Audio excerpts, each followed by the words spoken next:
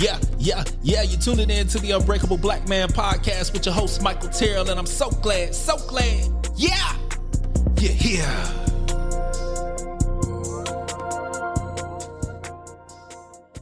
What's happening? So you got it. Once again, it is your host, Michael Terrell, and I'm so glad you're here. And I also have my boy, Nick James, in this bitch one more again. And you know, we don't never have no set subject, but we love to rant, and I know you love to hear this shit. So buckle your seatbelt, baby, because it's about to get rocky. So how you feeling, bro? I'm feeling great, bro. That's great.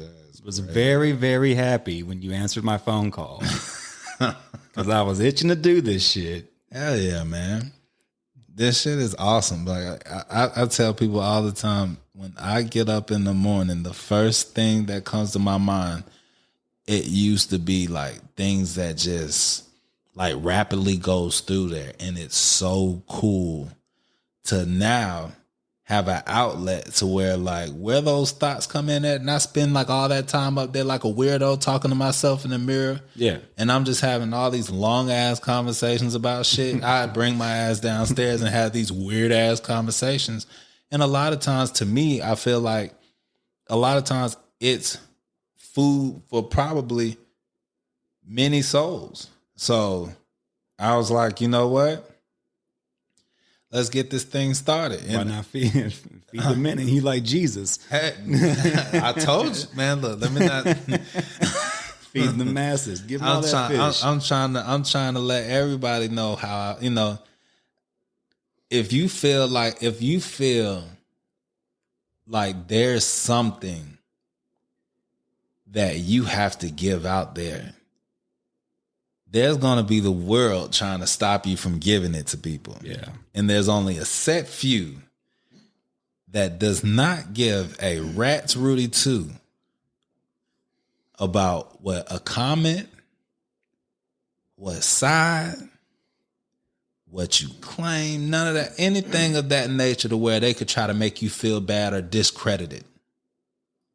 You can't discredit me. How can you discredit truth? You can't. You can't discredit it, but you can surely manipulate it. You can manipulate it and you can debate it, but you can't just write it off.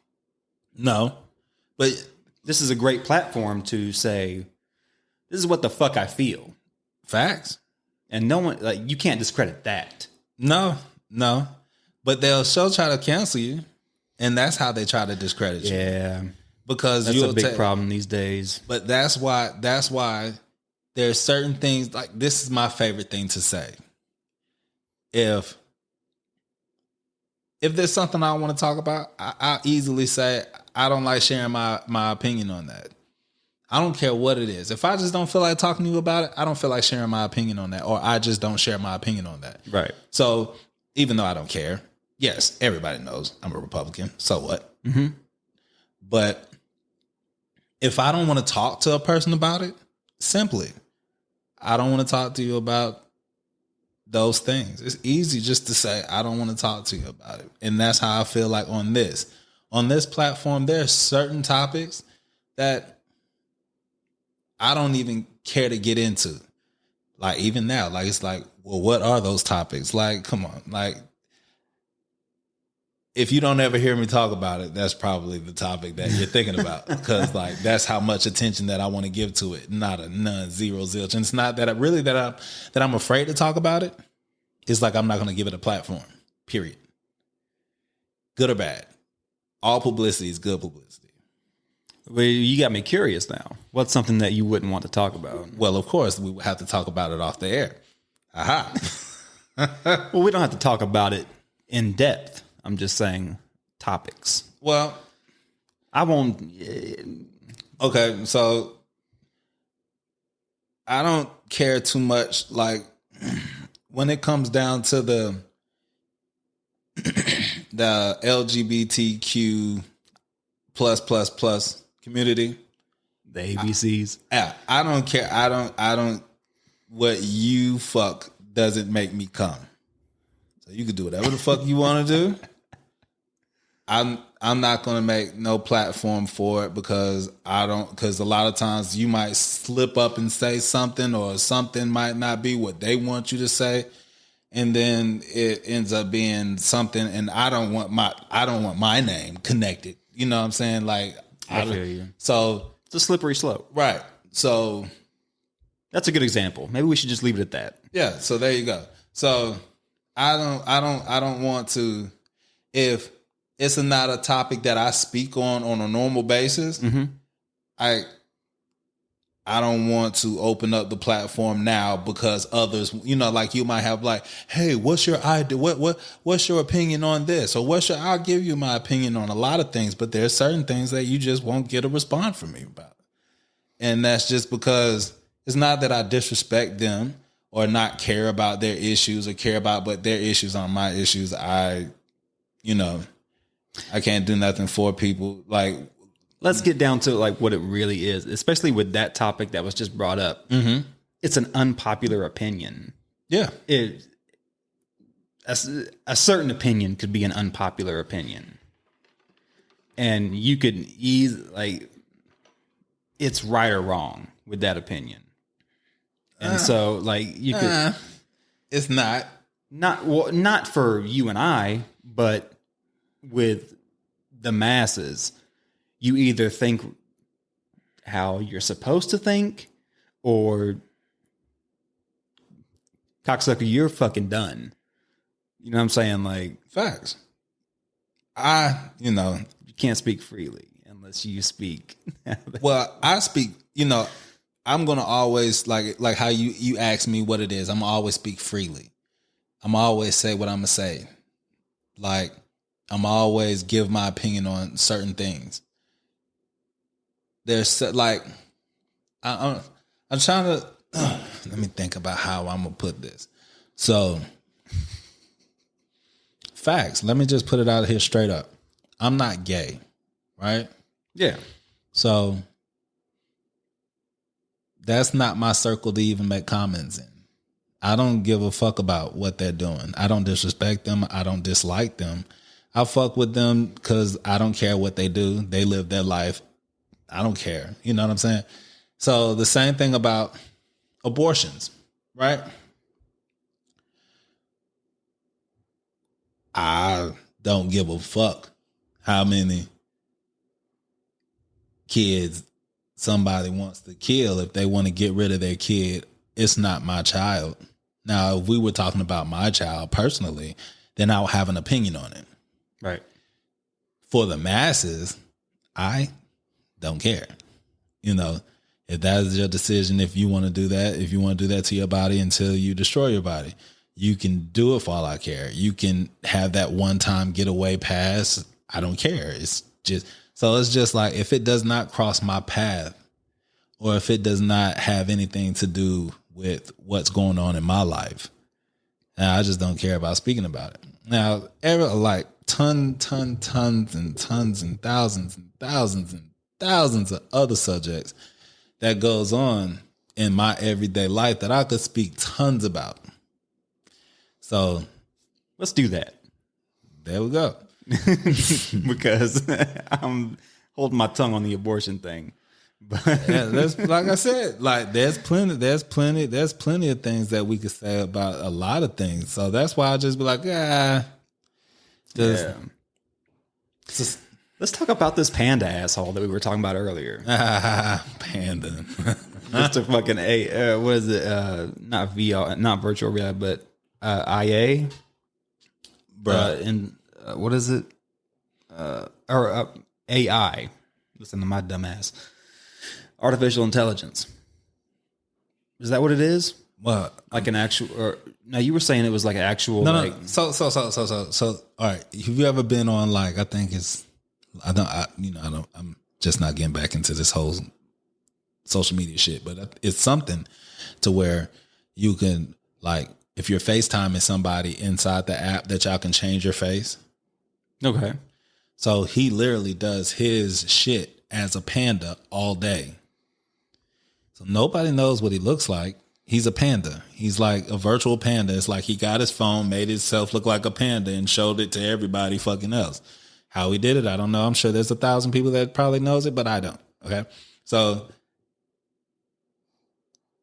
I just know that motherfucker makes a lot of fucking cream off of just sitting in front of his computer and talking about positivity all day.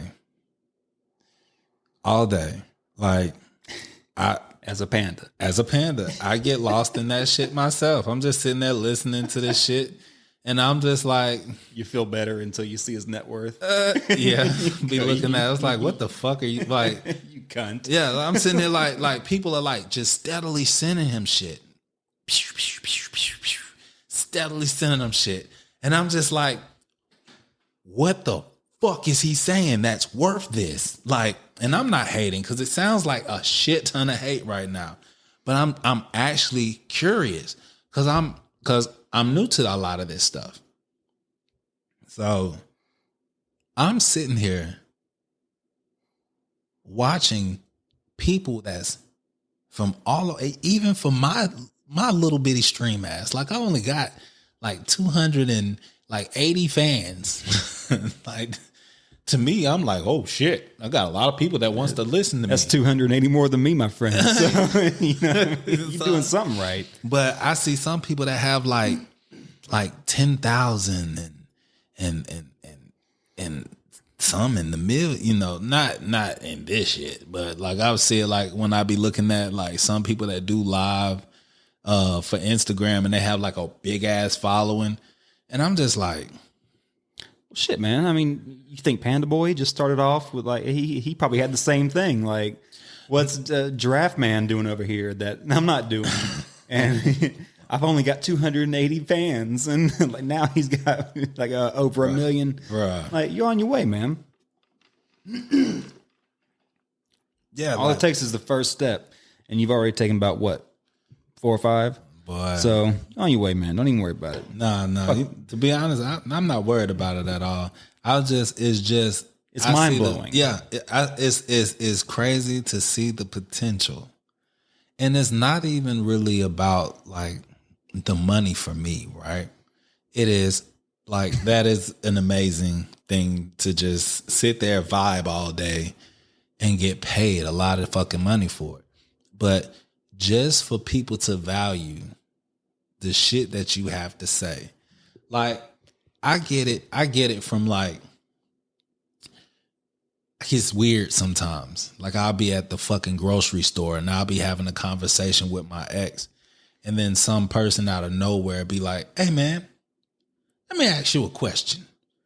And I'm like, what the fuck makes you feel like I want to be your counselor today? Cause like literally they'll be like, I just got put out my house yesterday and I was trying to figure out whether I should put that money towards such and such or such and such. I mean, you sound like you got your shit together, man. What do you think? And I'm just looking at him like, God damn, bro. Like, well, and I start my nerd shit and I start explaining shit to him or whatever the case may be. But it's just like, I get it from so many places to where it was like, I would love to see it on a wide platform, from callers calling in, right, having conversations like how we are having, and even to the point to where later on having like on certain topics, having the professional in to speak that with me. Like, I would love for one day, like I'm stating this now, like I want one day, and not I know that it's not The Rock, it's not Kevin Hart, it's not Nicki Minaj, but like I would love to have Candace Owens on my show and just that would be interesting. Rip through a lot of fucking issues, because like that, like I love real issues, and I love like, especially for for black people, right? To me, I feel like we followed the wrong sheep for so long that we don't even know that we're lost. And so, even if it's my little small itty bitty voice, but I would love to collab with like minds to kind of like, hey, you know, we can do it, but we got to do it this way. Or, hey, you got to kind of change your opinions on certain things, or be a little bit more optimistic and stop trying to blame it on everybody else. And let's try to get this shit together. Like, there's underlying things that I want to do, and then overline things like how I want to do the music with it, and like have multiple guests on, and eventually turning it into also a YouTube channel. So yeah. Yeah, you said something the other day when we talked we were at Racetrack. I think it was last week. We were talking about the podcast and everything, and you said something like, I remember the exact quote, but like differing minds, some like, oh yeah, unlike minds. Yeah, like I want us to have a dialogue. If we have, and that's what the world's missing, right? Because everybody wants to be a fucking yes man. Everybody's afraid to not be of the popular. Correct. I don't care. Like, I've been a loner for so long that I don't even know I've never had a taste of popularity. So I don't know what I'm missing. So when people tell me, like how my friend told me when she came over here, you look broke. Ooh. And I was like, ask me how much I have in the bank. Ask me all the things that I have outside. Ask me, did I pay for them motherfuckers? I was like, I look broke because I don't value what you value. And that's it. And she was like, well, I don't see how you were going to attract the woman. Well, if I don't attract her by my mind, my thoughts, and the things that I can do for her, ain't for me. She ain't for me. So if you for the glitz and glamour, you not my chick in the first place. So bye, Felicia. Yeah. You'll find you somebody that'll fuck you and buy you whatever you want until they're tired of fucking you. Yeah. And that's all it is. And they kick you back to fucking. Why he cheat on me? Because you're what can be bought. Yeah. You can be what can be bought. That is it. Like, I don't want that. Like, and like bitches say like, well, all men want is pussy. It's like, well, pussy ain't all we want unless that's all you got. Facts. If you don't have nothing else to offer, we're gonna just utilize what you do have. If all you got is good looks and good sex, well, we'll just show you around to all the good places, show you to all the friends and stuff, and fuck you. Yeah. Because past that, like you said, there's nothing more, nothing less. Hey, I don't know. Look, at the end of the day, my favorite quote. I think that was my favorite quote last fucking podcast. Yeah.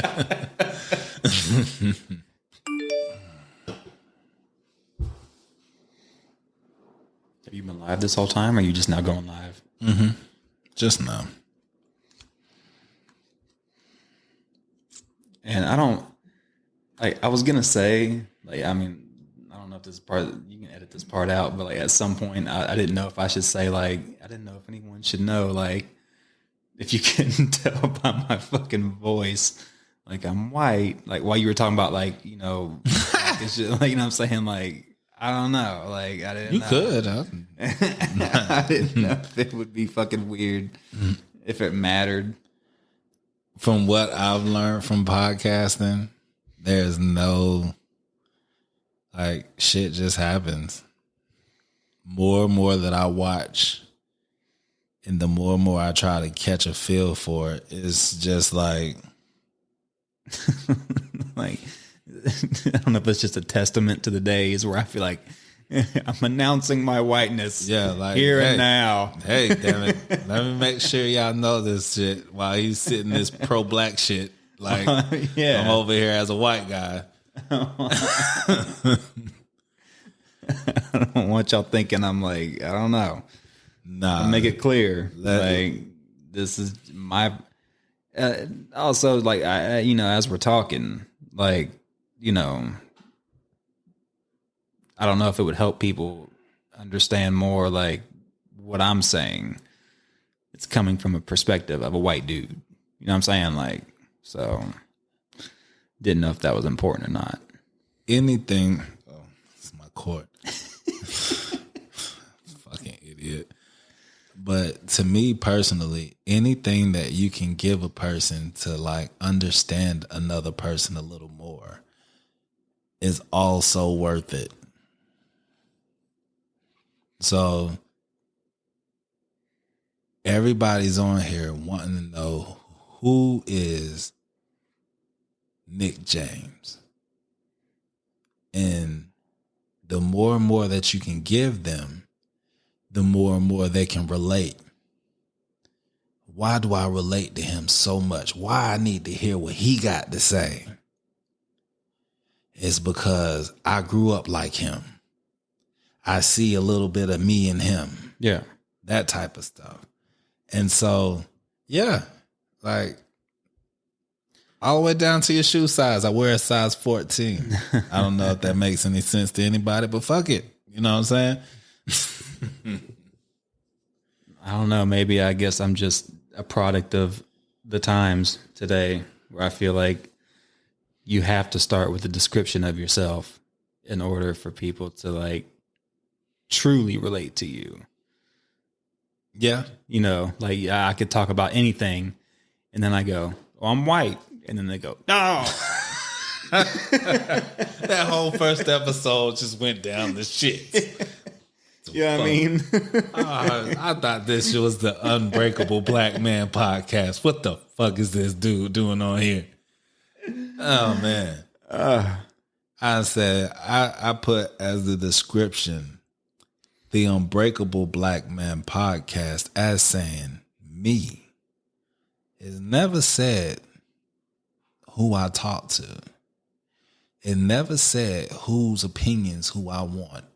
And I say on my description on my podcast that I want unlike minds from a diverse perspective.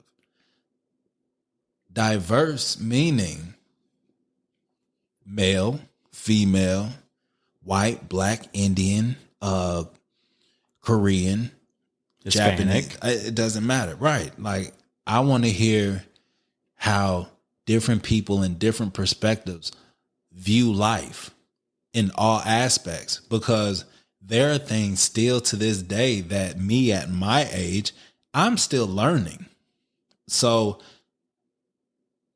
when I hear dead ass, when I hear an 18-year-old or a 19, 20-year-old talk to me about certain things that they just feel like they know because they've lived that, I'm like, and it's crazy too, because that you were at that place too. Yeah. I don't know about you, but I know I was. Oh, I was. And I was like, oh my God, did I sound like that much of a fucking jackass? Yeah. And you go, yeah, I must have. Yeah. A big fucking donkey, Shrek donkey type shit. Like I used to think that I like they Had should the world by the balls. right. Like if you had my opinions, the world would be a better place by now.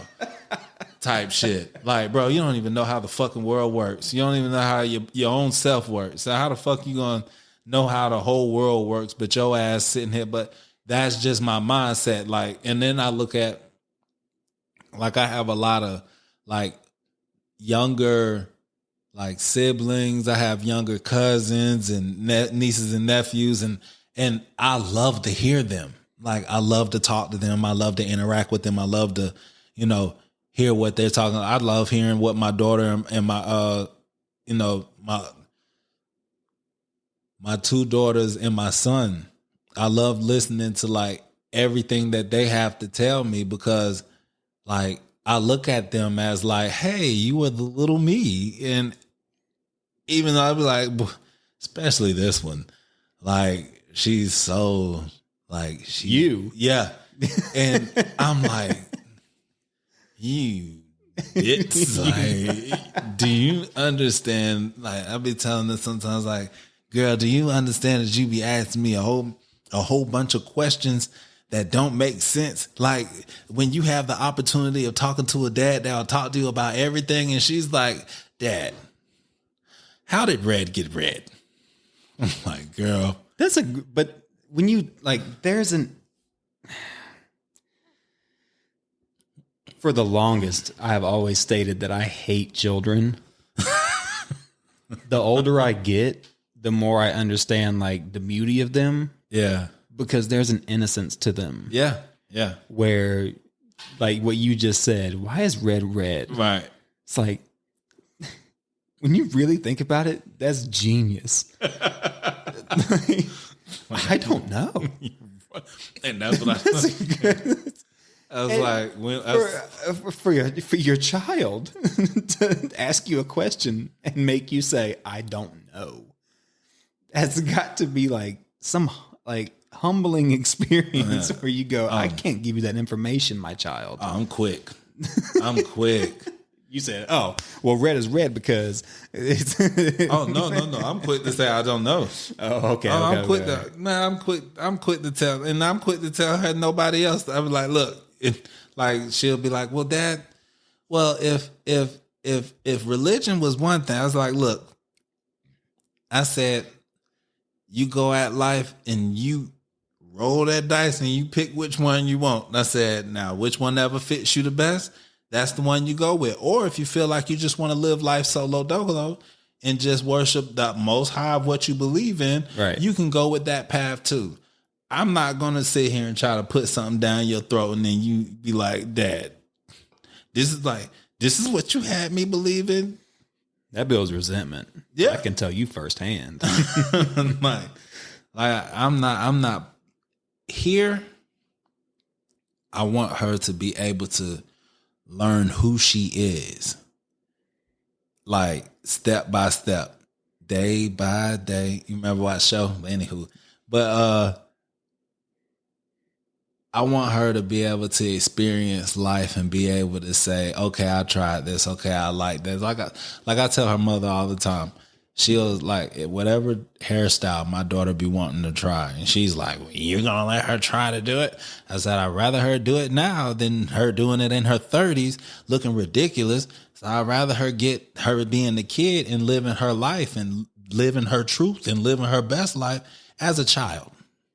Like when there's no consequence for what she does. Because if you restrict that from her now, she will try it in her 30s. Thank you. So looking goofy as fuck. Right. Or feeling goofy as fuck. But trying to just find herself. But as long, for the most part, as long as they're getting the attention, that's male or female these days. Yeah. As long as they're getting the attention, some don't care how they get it. So, yeah, I want her to be able to be like, my dad let me be a kid. I had fun doing this.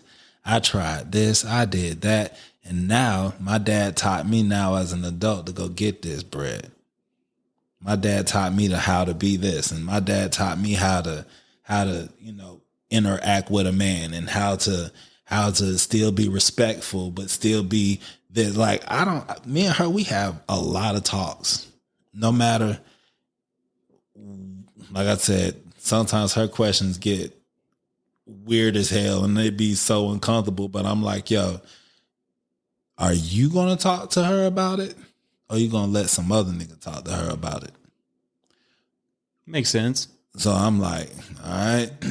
Where you'll at least give her the truth. Right. Even if your truth is, I don't know. Nah. Some other dude is going to be feeding her whatever the fuck he needs to fucking feed her to, If it's to get his intentions. if it's that type of subject, even if I don't know, I'm gonna find out. We gonna look it up together if we got to. Cause straight up, you're not gonna find this out about nowhere else. You're not gonna get no other opinion of nobody's educator gonna tell you this. You're not gonna have some dude that just want to try to wiggle his way into your panties tell you this. No. I'm the one who's going to I'm going to give you the affection that you need because it's innocent. You can come and hug me and cuddle with me and I'm not thinking like, ooh, shawty might let me go. This is innocent. So you can get loved innocently. I don't want her in no type of way feeling like that she has to get anything outside of this house. Well, you're also showing her too, I think, or at least from what you're saying, it sounds like, and plus, like, just from knowing you, like, and plus, you seen our interaction when we went to Six Flags together. It's you're just a very raw and honest person, and her growing up around you, I think it will be very easy for her to see in the future who's being raw and honest with her and who has got motives. That's true. So that's important. Yeah. Because I just feel like if 100%, if you just come and try to be as honest as you can, regardless of the consequence. Like I said, like the stuff that I've been through in life, know that consequences don't hurt as much as people mentally make them out to be. Right. When you have hard consequences that you have to live through.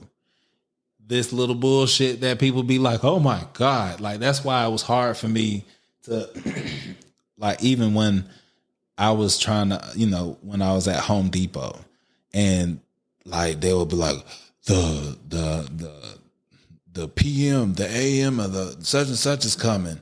And I'm just like, okay. At the end of the day, I still see them as people. Yeah. So it's like the shit that you see, I don't see. Yeah. And I benefited from it.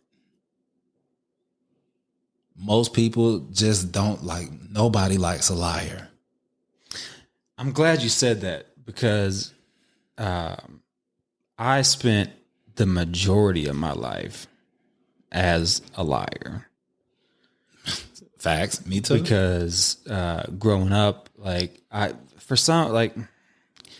for whatever reason, I had a very difficult time, being the curious kid I was. I grew up in a religious household, Southern Baptist.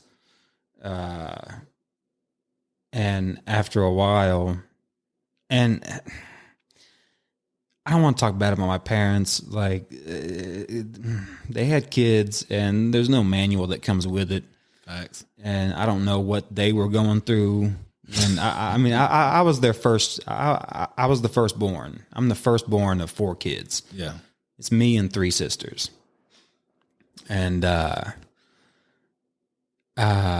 some point in my life, I realized, you can do something and then someone looks at you and goes, "Did you do that?" And in my head, I'm like, yeah, I just fucking did that. But I just shake my head. No. I go, okay. And turn around and they start interrogating other people. And I go, oh my God. That shit worked. Yeah, it worked. But it carried on. And it wasn't until I had my most recent breakup, which you saw it firsthand. Right. I lied all throughout that. And at some point after that breakup, it just hit me like I'm a grown man. Facts. Like, what am I lying for? Right. If I'm lying, that means I'm scared of consequences. Thank you. And so now I don't know if I think it's good, but I'm just brutally honest, where I'm just like, what are you going to do to me? I don't care. Like, look at it. Like the other day, right? But I can at least face myself in the mirror because I'm sorry to interrupt you. No, you're fine. Lying throughout that entire relationship, because I don't want to go too much, in depth into it, but Yeah. you know how much it meant to me. And for it to be over after that long period of time, and I was like, so you're telling me I can lie and end up losing everything, and I can also be honest and end up losing everything? Yeah. It's a catch. I'd rather be honest. Yeah. I'd rather be honest. I don't give a fuck how anyone feels anymore. And it's liberating. That's all I had to say. Nah, it's fact. It's facts, man. Because to be honest with you, like, after a while of me just always trying to get by, I think and it's something about when I fell on my ass and I was able to get up on my own.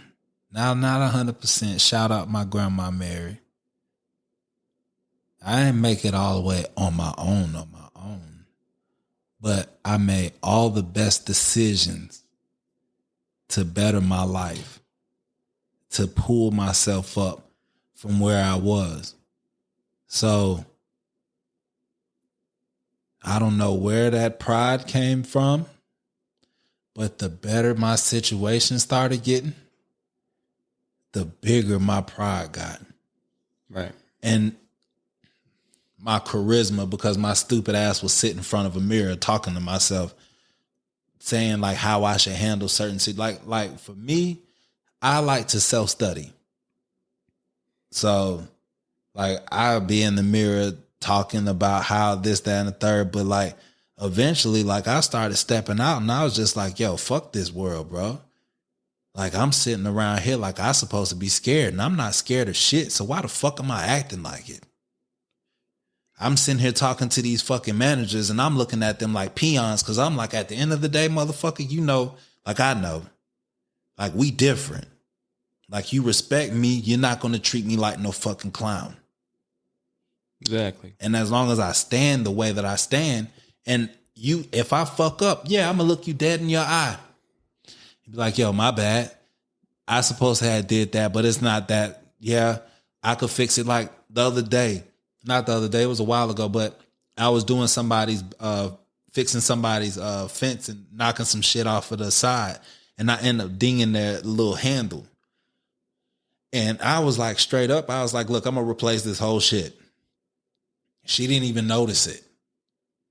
Like anybody else would have just been like, yo, I could get by with that shit, man. I ain't about the damn dude. I was like, look, I'll replace all this shit because my name means everything to me. Yeah.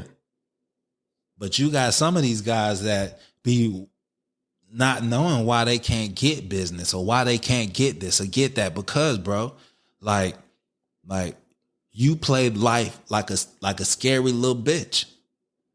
I played life like a scary bitch for a long time and I see the difference. I've got more out of the truth. No matter what the situation is, I've gotten more out of the truth than I ever have with fucking lying. So I'll never go back to that fucking lying, always trying to get by. Like a lot, even Completely down, agree. Like even down with the women. Why lie? Because it's gonna come out eventually. Right. So if we're having the time together, and I know that I enjoy our time together, but I don't see you as somebody who I would be with. You know what I'm saying? Yeah. Like I don't see a future. Right. I would tell that person straight up, I really enjoy your company. but I don't think that I'm looking for a relationship within you. I've had a situation to where she was like, she understood it and she kept on wanting to make it physical. Then physical would turn into her basically saying, like, I'm tired of this friendship thing. We should be more. And I was like, you keep trying to use this. So her physical turned into emotional. Right. And you weren't feeling it. Right. But it wasn't more so about her as an individual. More so about the things that orbit her life. You get what I'm saying? No. So like she might be a wonderful planet, but she might have deadly gases. Well, say it like... What I'm saying is like, okay... Put it in like people terms, not planets. Nah, I'm having a hard time. Look, I'm saying it. You probably had a good analogy. I'm sure you had a good analogy. Yeah. But the reason why I'm trying to say, because I was just trying not to like be blunt, because then she'd be like, oh, I know he's talking about me, but okay, fuck it. But you got emotional attachment now? No. No. But it was like straight up like her mother was battling drug abuse. Both of her kids were like teenagers and unruly. So straight up, I knew like I was going to get a lot of strife and a lot of "you not my daddy" type shit. And to put it in simple terms, it was just too many red flags. Yeah. So makes sense. It's a good enough reason for you. Maybe not for her. Yeah, it was for me. Maybe not for her. Yeah, you know something I tell people all the time, like. I'd be like, yo, live life selfishly. If I don't give a fuck if one flag runs your ass away, if that's the decision that you want to do that shit. Because you only have one fucking life to live, and you be damned if you live your whole life with the person that you don't want to fucking be with. And even in my last relationship, I had to like come to that like realization, like who in the fuck wants to live their whole life with somebody who they truly don't want to be with? So if you truly don't want to be with a person, like you only have one life to live. So it's a big commitment. It is. Very much so. So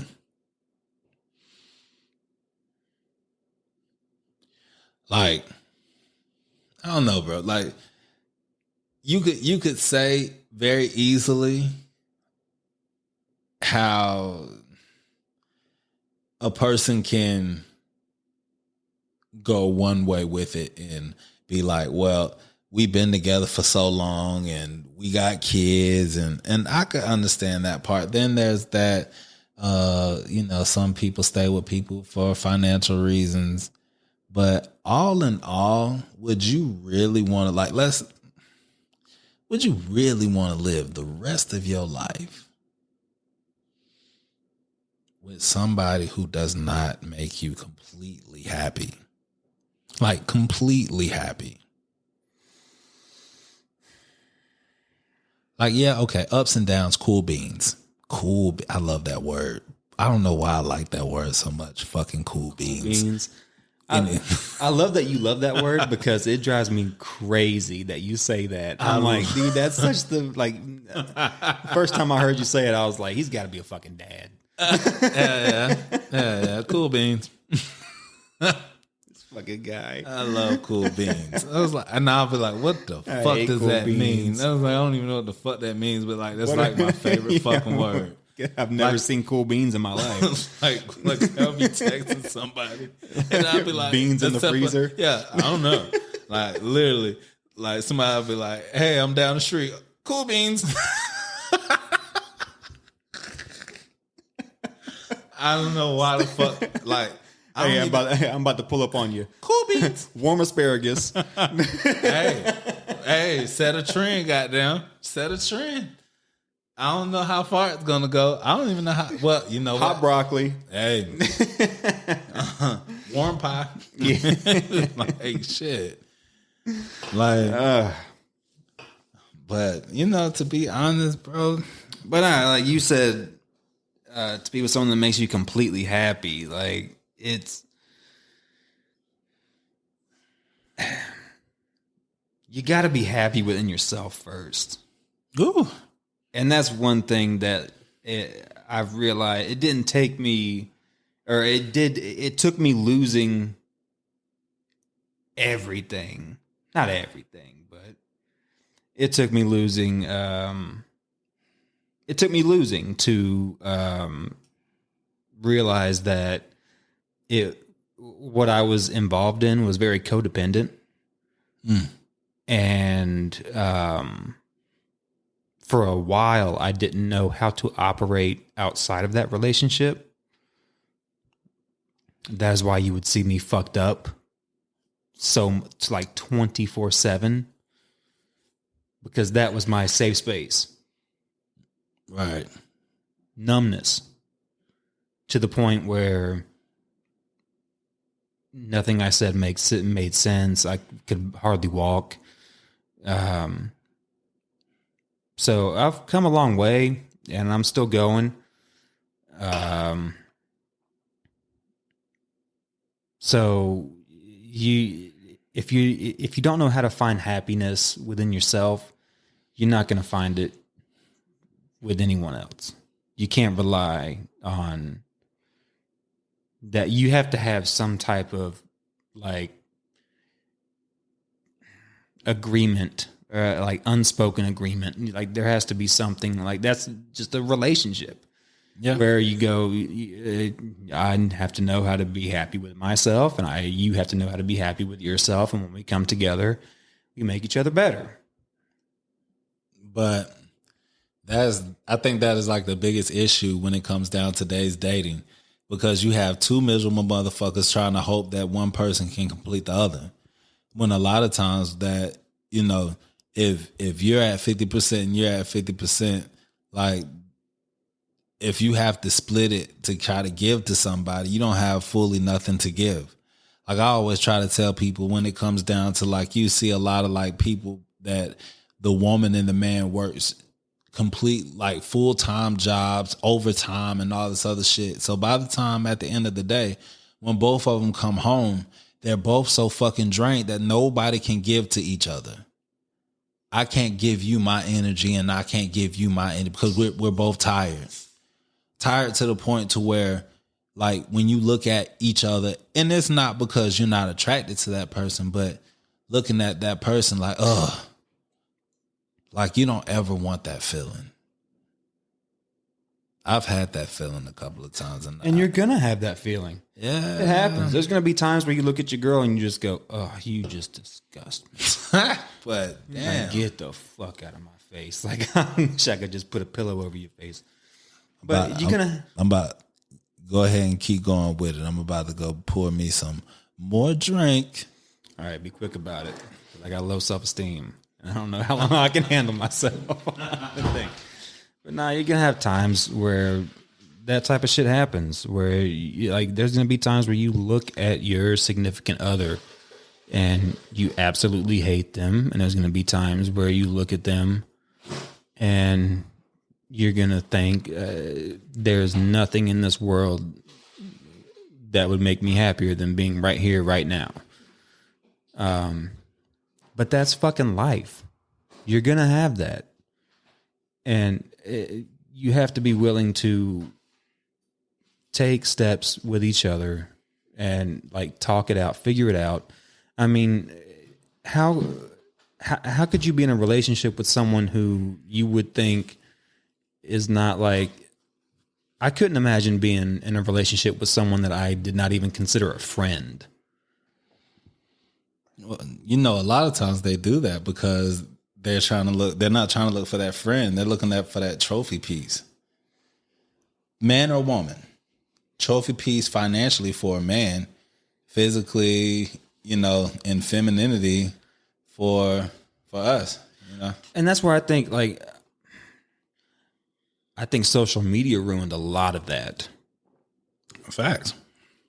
It ruined a lot of that, where you see people who are just have like rental type shit are standing in the fucking display kitchen at Home Depot and just bought a new house. And it's like, it's all fake. It's all phony. Yeah. And there's that one asshole. I think I might have talked about this on the last podcast. That one asshole who made a fortune off of talking about oh, this is how you get rich. This is how you get rich. And everything he had was rented. Rented Lamborghinis, rented a house, he's like, oh, these are all the books I've read.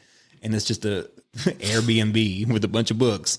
Like fucking beauty, fucking Belle's house from Beauty and the Beast. And it's all fake. Yeah, it's all fake. Literally, people just want to be entertained.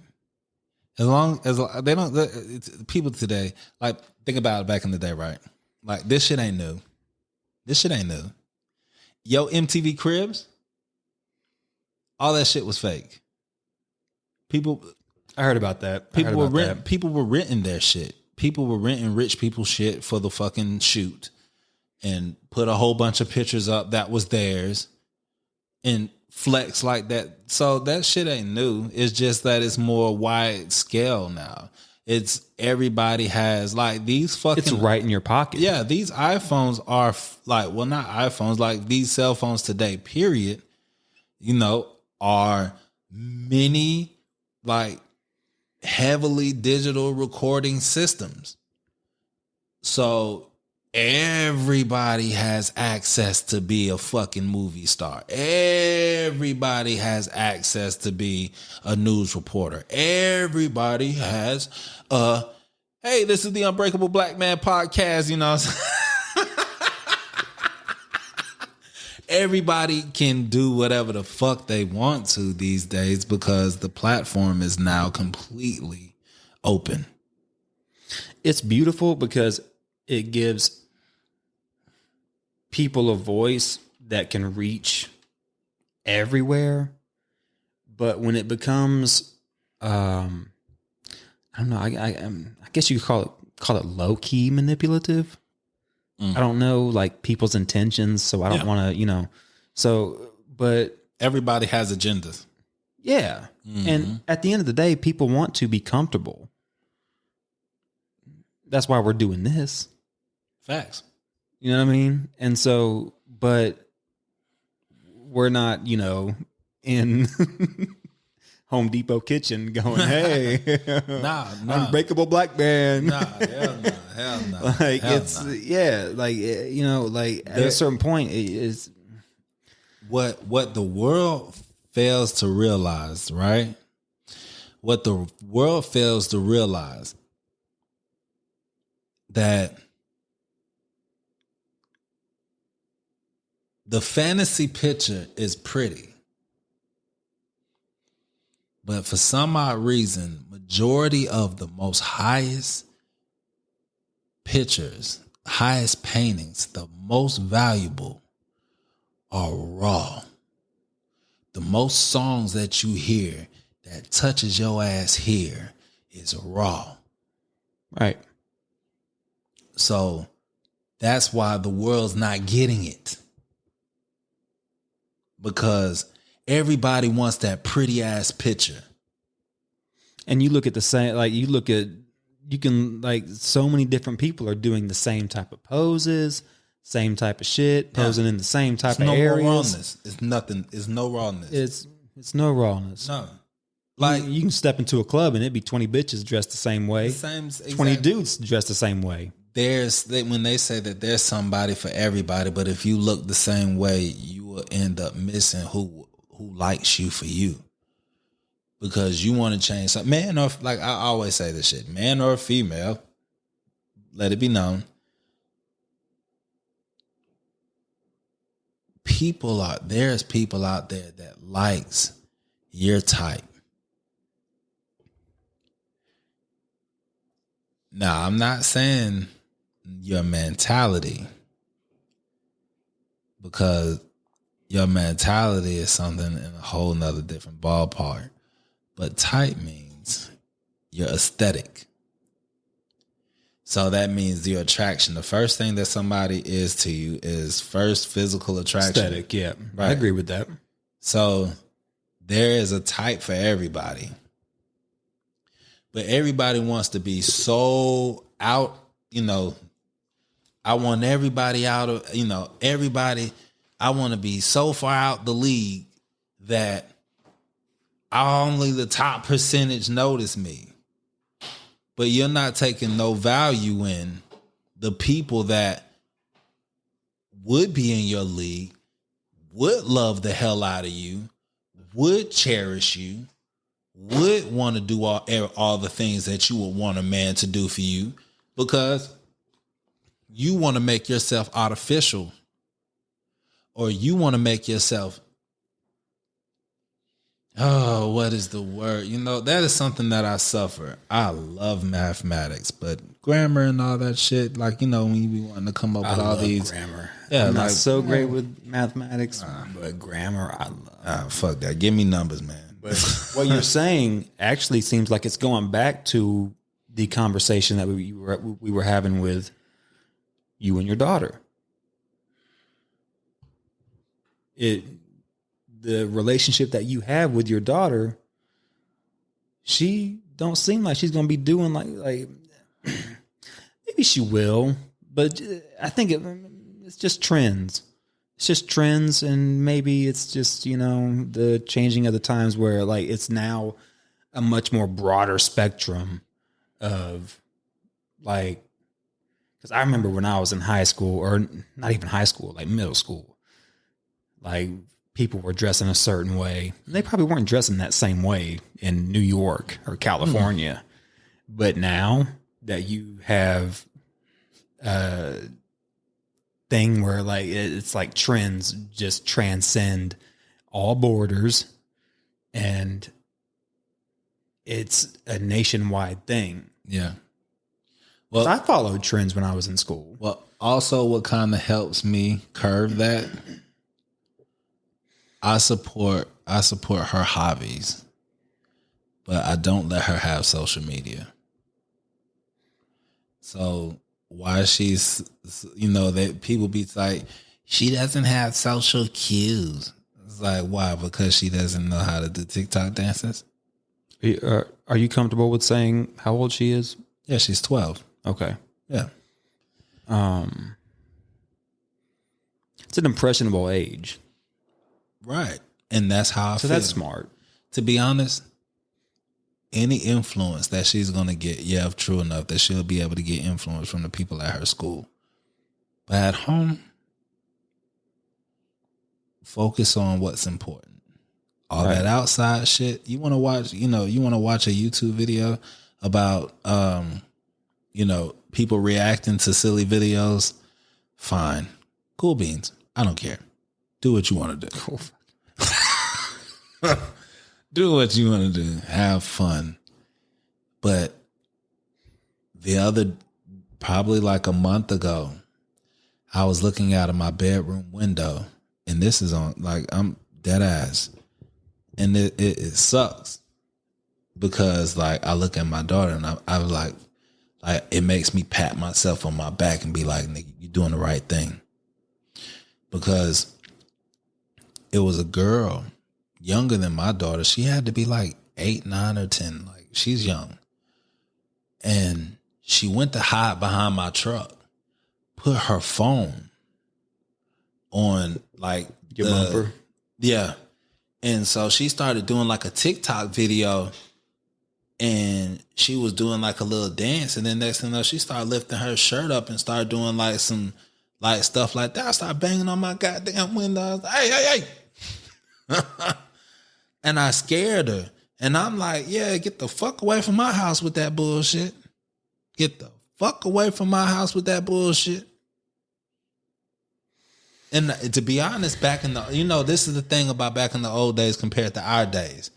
If I would have went down there and had confronted her to her mother would have probably had cussed me out. You know what I'm saying? But back in the old days, if I would have had confronted her mother about that shit, her mother would have took their ass in there and whooped her fucking ass about that shit. Because that's what her ass needed. A good ass whooping. Because I was like, that ain't even my child, but I'm just thinking about mine. Like, bro, she knows it. My daughter, and first off, that accident, I ain't gonna say it's too loud. That accident to where I got hit by that fucking car. Yeah. Like my daughter be looking at me like, yeah, y'all think y'all can fuck with my dad, but my dad didn't fold to a car. So yeah, my daughter be like, so she looks at you like Iron Man. yeah, I like that shit. But hell yeah, like I couldn't imagine, I couldn't have fathomed that shit. Do you not like? I don't know how many fucking followers was following that little girl. Oh God! Do you understand what I'm saying, bro? That. Do you understand what I'm saying? I was just thinking about your story. God damn, I didn't even think about your fucking. Like that little girl could have had like probably like 300 people watching her. Then, yeah, man, bro, like I would have lost my tacos. would not have been cool beans. No, it would have been some heated ones. It would have been some cold beans. Oh, it would have been some reheated goddamn beans in this bitch today. Some refried beans. Refried beans in this bitch. Why I'm telling you. I would have been, because, bro, I would have bust that fucking window like, boom. Hey. Like, bro, I couldn't imagine. Do you want, like, I don't know. Like, nah, I can't. And that's one thing I want to say, too, for anyone listening. I have no kids. I have no children. So I'm listening to this with completely ignorant ears and just putting myself in his shoes. And so, yeah, just wanted to put that out there. Got no kids. No kids. And I have 3 to put that out there. 3. 1, 2, 3. Una, 20. Docena. Man, get the fuck out of here. I was trying to think of it. I could, like, when you start to have to think about it too much, then it just doesn't seem that cool. So, fuck it. I fucked up. I'm like, fuck this shit. But, yeah, like, that's the reason why, like, and then plus, another thing too, right? Something that I noticed about social media. When I look at, like I told you, I have a lot of cousins. I have a lot of like people that have daughters and sons, and I see the insecurities in them. Cause you might have a TikTok video say like, if your nose is such and such big, you're this, and you'll literally see these motherfuckers like looking at they self, trying to measure out and trying to see if they can do this, or if you can do this, you're that. Like, there's so many complexes out here, and it's up to a parent. Like how you say, you know, the magical land of not having kids, but it's like a protective switch. I don't know about for the rest of, because I know there's a ton of women that's going to be out here like, my fucking baby daddy's a piece of shit. Well, I love my daughter wholeheartedly. And if you really do, she knows that too. Hell yeah. She ain't even got to worry about that. But the thing is that there's so many open avenues that you can let your kids get lost down because you're not the main influence in their life. So whoever they can attach themselves to, whether it be Lil Durk, Lil Wayne, Lil Uzi Vert, Lil Pump. I just love saying all the Lils. But all these motherfuckers, or whatever YouTube sensation it is. But if you're not the incorrigible one in your household, you leave your whole house vulnerable.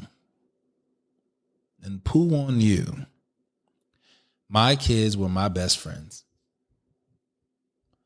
Meaning, because I'm sure that my oldest 2 kids will be like, no, we weren't. But that was a whole different circumstance. But my 2 stepkids and my daughter Well, my like outside of my grandmother, that was my ultimate best friend. Yeah. But I used to get a kick out of coming home just to have fun with my fucking kids, bro. Literally, I swear to God. Like, I didn't give a fuck if me and my ex were having a fucked up time or arguing or whatever the case may be, because I enjoyed my kids that fucking much. My two stepboys, my two boys, we played games together, go outside and play sports together, go on adventures together. I used to love like showing them new shit. Like I used to love trying to teach them certain things like, yo, like men do this. Like we da da da da da. So like especially like EJ. Like he was like the middle kid, you know, Marsha. Like he's really got that shit. Like, hey, EJ, don't kill me on this one. But growing up, he was the one who soaked in the shit the most. And I watch him, right? And sideline, because like I said, I'm stepdad, you know, and I'm stepdad of mom after we've split up.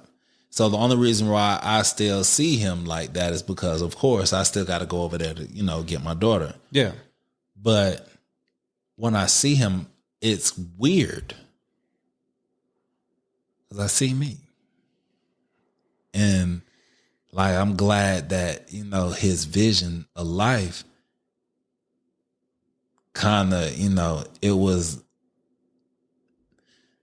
I don't want to say like I'm trying to give all the credit, because I'm not saying I'm giving all the credit or nothing, but like a lot of things that is embedded in him came from me.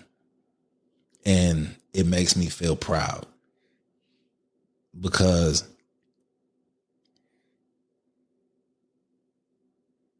like I'm starting to see it with this one. Yeah. And so, you know, I guess like I get a lot of pride in it. It has to be like a reinforcement of your ideals and beliefs. Oh, of course. To see like, okay, like I've instilled this in this child, like, and it's doing them good. And so it's like, I can't be wrong. Mm-mm. But the thing is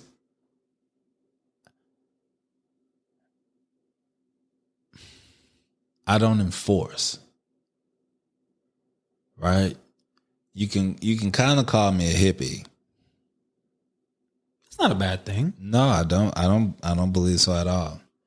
Like for my daughter, like my daughter doesn't have many rules. I don't stress her about like she gotta do chores, she gotta do this, she gotta do that. Like do good in school, come home, relax. Yeah. You know, I don't stress her about many things. She's not a disrespectful child. She's not a troublesome child. She doesn't have you've talked to her.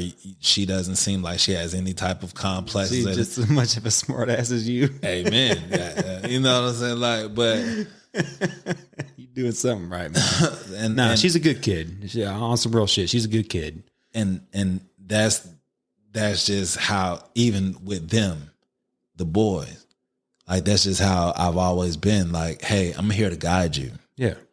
Like like for me, I've like my mom was a hardworking mother.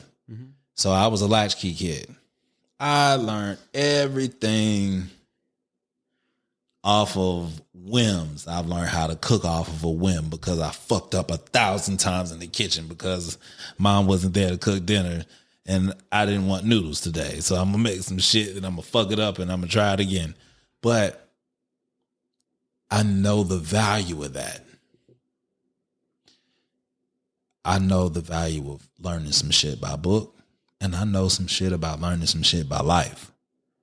And what I've learned is you learn from life a lot faster than books. Now, certain things that you need to learn, like of the fundamental things, yes, you need to learn a lot of things from book models. You need to do a lot of investigating, and even if you want to do visual. just know that whatever the documentary that you are listening or watching is valid. But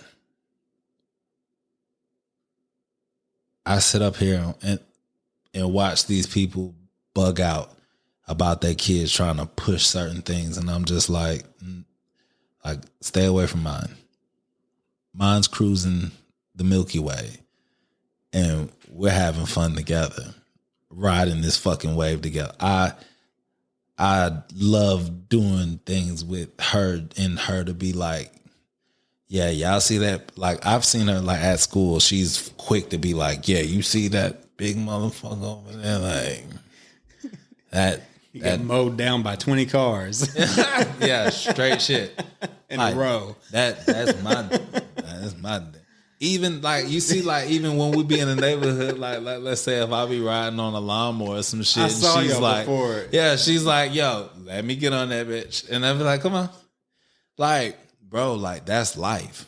Like, and see, that's the difference too. Those like, moments. Those like, yeah, like book smarts, you can like narrow it down to a T. But like when you hear about like book smarts and street smarts, yeah, you can pretty much know where book smarts are going. You never know where street smarts are going. And it's very important to, because like I look at you as both. You're book smart and you're street smart. I'm Ghost. And I'm the same way. I'm intelligent and I've seen some shit. But you've seen different shit than me. It's different. It's hard to measure it. Yeah, But everybody has a different path. like, yeah. But those two are, I think, are both important. It is. Very much so.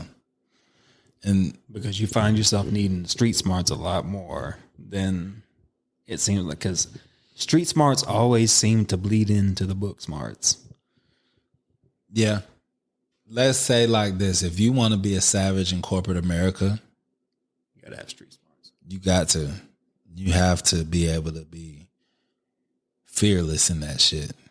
And I think that that's why a lot of gutter motherfuckers that come up in that type of lifestyle do better than people that, you know, my dad got a trust fund and that's how I got here. When you got somebody that like literally had to bust their ass, you know what I'm saying, to get where they the fuck at, then that's a whole different ballpark. And a lot of times those people that had to bust their ass got street smarts because they had to figure out some shit. Something that people, like my whole family brags to me about. And it's funny now because it's in the past. But I remember it was one fucking day when I had me and my family, and we were all in the house together. And we both lost our job. And I didn't have a way to pay the rent. I started selling tissue. I got on the hustle and found some dudes in the street that was selling tissue wholesale. I got that shit. And I started posting up on my grandmama block. And I started doing that. Then plus I started doing some car washing. Then plus there was some stuff in the house that I knew that I could pawn. But at the end of that, I think like a 2-day period, I did so much because I did not want my family to fail. That had always stuck with me as a pride thing to say, if you keep forgetting every time that I go through this little simple shit that, you know, what we go through these days, and not think about the past of some of the hardest shit that I've been through, like it's very freaking easy for me to be like, you've known where you've been at. So if you know where you've been at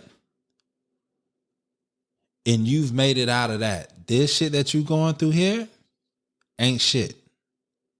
And if more people had that type of mentality, that street mentality of, I just got to get it. If they had more of that type of mentality, then we wouldn't need welfare. We wouldn't need food stamps. We wouldn't need Section 8. We wouldn't have more broken families. We wouldn't have a lot of,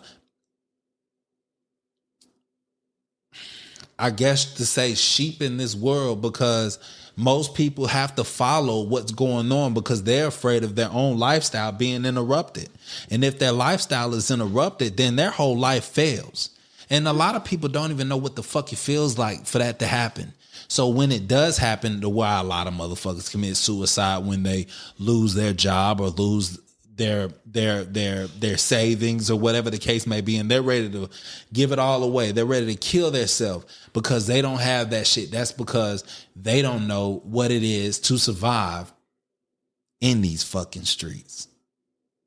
And if you don't know what it is to survive in these fucking streets, you're a lost cause and you don't even know it. You can be in a corporate fucking office right now making 250 fucking thousand a year. It's like the turtle in the hare. Because when your ass fall off that motherfucking pedestal and your ass down there on the side of Moreland Avenue with that fucking sign out saying that I work for food, and I'm sitting here because my motherfucking hands are my money makers and my hustling skills are my money makers, it makes a big ass difference in this fucking world. So yeah, I think that you need like 25% book smarts. You need a shit ton of street smarts. Because there are some, I don't give a damn if it's a white. That makes sense. A white. About 70-30. Yeah. Because you could be the whitest white guy. And as long as you got that hustler's mentality, street smarts,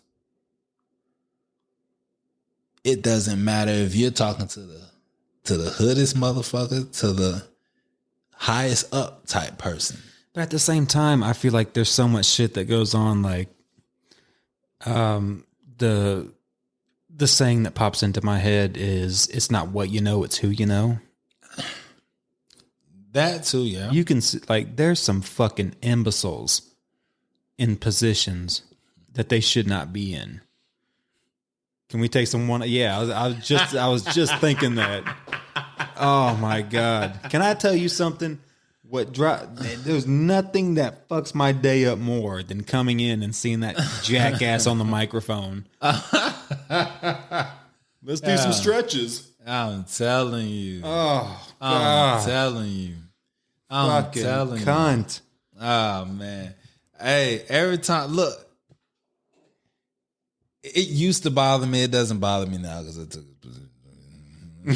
but either way, what I was getting back to what I was saying was, like, it's not what you know, it's who you know. Facts. It's some fucking smart people out there who have dedicated their entire lives to being super fucking smart. They don't know nobody. Take me, for example. No, I'm just kidding. Nah, but like seriously, like I mean, it seems like everything is like just like a small mafia, where it's like, he's not a friend of ours, he's a friend of mine, or some shit. Like, you got to get juiced in somehow. I don't know. There are places where you can work your way up. Yeah, I was about to say, like, literally, like Popeyes. I had to work Chipotle, I did. Shit, I had to work my way up with this shit that we had. Like, bro, that shit was not. That shit was not an easy fucking climb. Cuz. I know it wasn't. I don't want to do it. You did like 10 years. Well, not that, almost 8. Well, whatever. Yeah, straight up. Nah, but on some real shit. And like I tell you, that's a lot of time in your life. But like I tell you, it's like I feel like it's circumstantial why I had to wait so long. Now, what circumstance is it? Hey, woozy, woozy, woozy, woozy, cool beans. But we warm beans. and Go ahead. because like I said, like my straw that broke the camel's back was the pirate. Because you're telling me that he's more worthy than me? Out of all the fucking blood, sweat, and tears, all the goddamn extra shit that I went to go do, I'm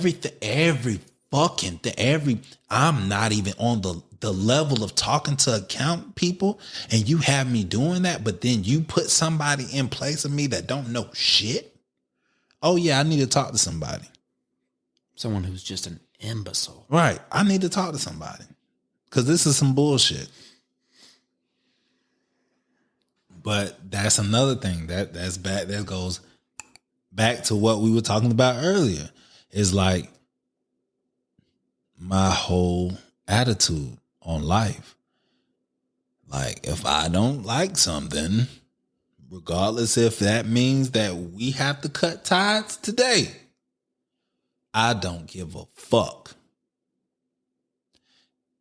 I'm going to tell you how I feel. You can take it and you can tell me how I feel. I promise you, it is not going to hurt my feelings. Hell, when I asked you, hey, you want to come in and work the other day? And you just straight gave me no. Guess what I did? Okay. And you know, it's funny you brought that up because I was sitting there. You saw how it took me so long to reply. I was sitting there going like, no, I got something to do. I was just like, I don't want to do it.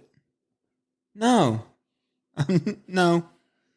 And sorry. Bro, I respect that 100%. And I felt bad because I was like, he ain't asked me this since I've left. So I know he needs me, but nah. Like Kevin, like Kevin told me before, right? Grass is gonna grow, leaves are gonna grow, regardless if I'm here or not. They're both gonna get. And Nick is gonna sleep on Fridays. Facts.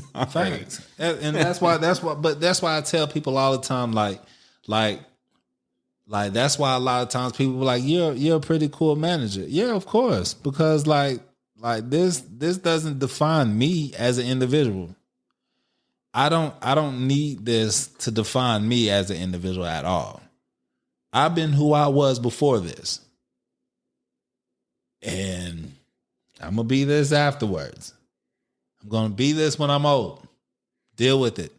I'm going to tell my grandkids, my great-grandkids, Granddad, why are you talking like that? Because it's my goddamn mouth. Get out my fucking face. I love you, though. Like, straight up. Like, it's just how my mentality is. It's like, earned it at this point. Right. I want everybody, like my whole family knows, like if I want, like I can call my cousins up right now. Like, especially like my one of my cousins, one of my female cousins, she's like, whenever I want to know something straight up from a man's perspective, I call you. Because I know you're going to give it to me as raw as can be. You're not going to sugarcoat it. You're not going to religionist it. You're not, I know that's not a word, but you're going to do what you do. And that's give it to me raw as shit. And I love that everybody knows that if you don't want advice from Mike, if you don't want to get your feelings hurt, don't get your advice from Mike because you're a mean one. He's going to give you some shit. Hold on. You really... Hello? Is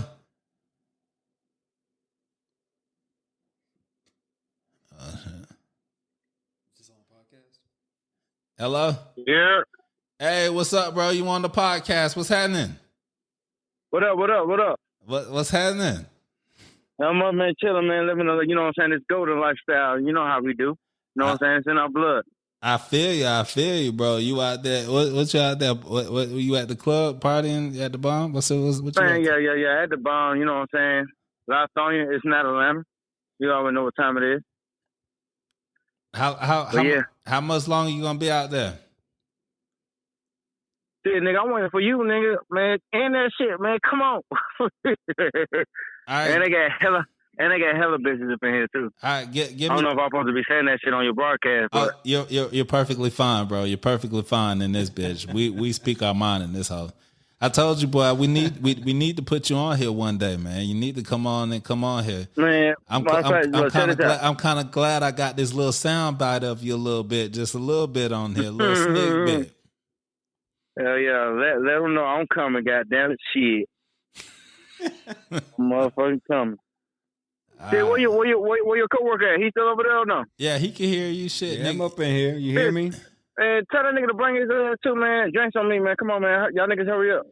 All right, give us 30 more minutes and we'll head out. Man, fuck 30 more minutes, nigga. In that shit now. Hey, you talking about?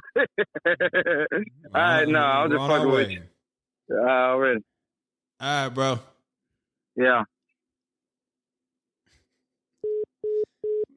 First caller. Hey, that is our first fucking caller. That's the first fucking caller. That's my motherfucking doozy right there, man. You could get some sound bites from him in that shit right now. Hell yeah. Yeah. To snap that shit and save it as an individual piece right there, boy. Look, I already told you, but we're about to grow. But this platform is about to grow, bro. Like, the more and more that I get to, have talks with like you and other individuals and come with different perspectives, I hope that people can really understand where we coming from with this. Like, I don't care about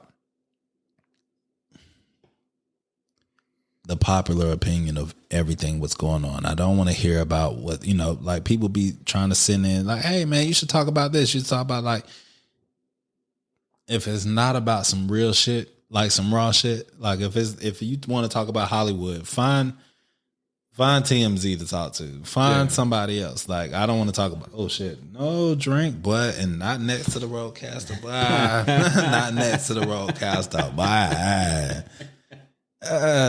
No, sir. But And I think that's what people want. Like deep down, like on the surface, everyone's fussing and fighting, but deep down, people need people who are just gonna say what they are too afraid to say. yeah. Because how the fuck? I got nothing to fucking lose, my friends. I'm a fucking monkey spinning in circles with a fucking machine gun. Hey, man, to be honest, like he said, if we were all in the same rotation, same circle, same thought process, like there would be no growth. Yeah, exactly. It would be no growth. I would never want to hang out with people that exactly aligned with my way of thinking. That would be so fucking boring. Mayonnaise on pizza. Oh, I like it. I do too. Oh, I like my steak rare. Me too. Like, fuck the Republicans. Yeah, fuck them to death. Like, just sitting here sucking each other's dicks. Yeah. And it's like, what the fuck? I don't like. Where's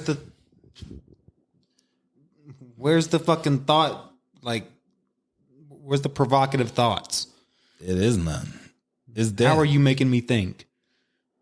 I think this. I do too. Well, fuck off. Because people are like, nobody wants to use the word scared.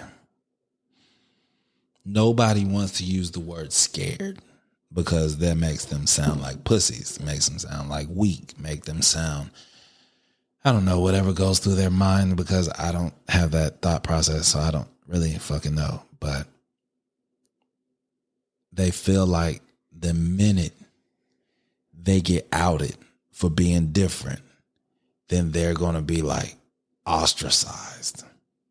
But at the same time, I don't think it's so much of just solely being scared. Like, you can only be scared unless, like, you can't be scared unless you don't have a foundation that you believe in. Okay. So If you have something that you believe in, like, you can combat this. but who? No one. Yeah. Because everyone's idiots. Everything's cut and dry. That's why, like, I have no political affiliations. I don't subscribe to that bullshit. I think it's all horse shit. Facts. I'm not gonna say nothing against you on that one. I think it's all a bunch of bullshit. But it's so set up to where it has to be split right down the middle. You're Republican or you're Democrat or conservative or liberal. Yeah. And it's like, everybody says they don't. Fuck, man. They're like, I don't like titles. But there's a title for damn near everything these days. Everything. And you want to have, it's like, people don't want to have titles for their gender, but they'll have titles for their fucking political views. Facts. Like, everybody with this gang, it's ding dong. It's like the gang mentality. Everybody want to have, like, nigga, I'm a part of this gang. I'm a part of this gang. And I'm afraid to be that lone lion walking on its own, saying, I don't believe in none of this shit, and I'm just walking, living my life. Pack mentality. Right. So everybody feels so insecure about oneself that they need to be amongst others that make them feel strong as the weak individual they are. So they need a pack. While you have some individuals that can be like, hey, I want to walk like this. I want to talk like this. I want to be this. I want to be that. And those are, to be honest, those are the artists that make it. Those are the actors that make it. Those are the athletes that make it. Yep. It's not you it's not you fucking sheeps. It's not the sheeps that as long as I go to work every 9 to 5, one day I'm going to be that spectacular motherfucker. No, it's going to be the asshole, the individual that comes in and wipes his ass with you motherfuckers and then goes up to the boss and says, fuck you. And the boss says, oh my God, I need you. 'Cause you're different. Well, guess what, cocksucker? I don't need you. But that's the mentality. That's the mentality they want. Just a constant fucking bop on the head. Wow. Stay in your place.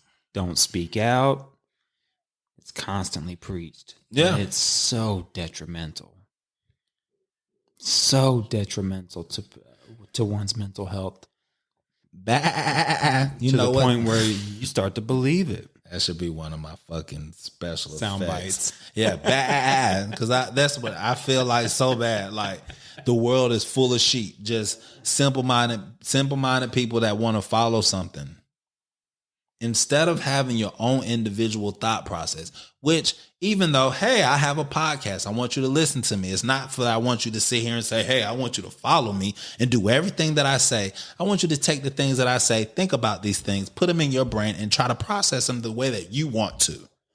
I don't want you to follow me. My path is my path, right? Right. My path is only my path. Your path is your path. Now, you might have some things that you can tickle. I don't know what the fuck that word was. tickle. But you can get off of me to help you with your path.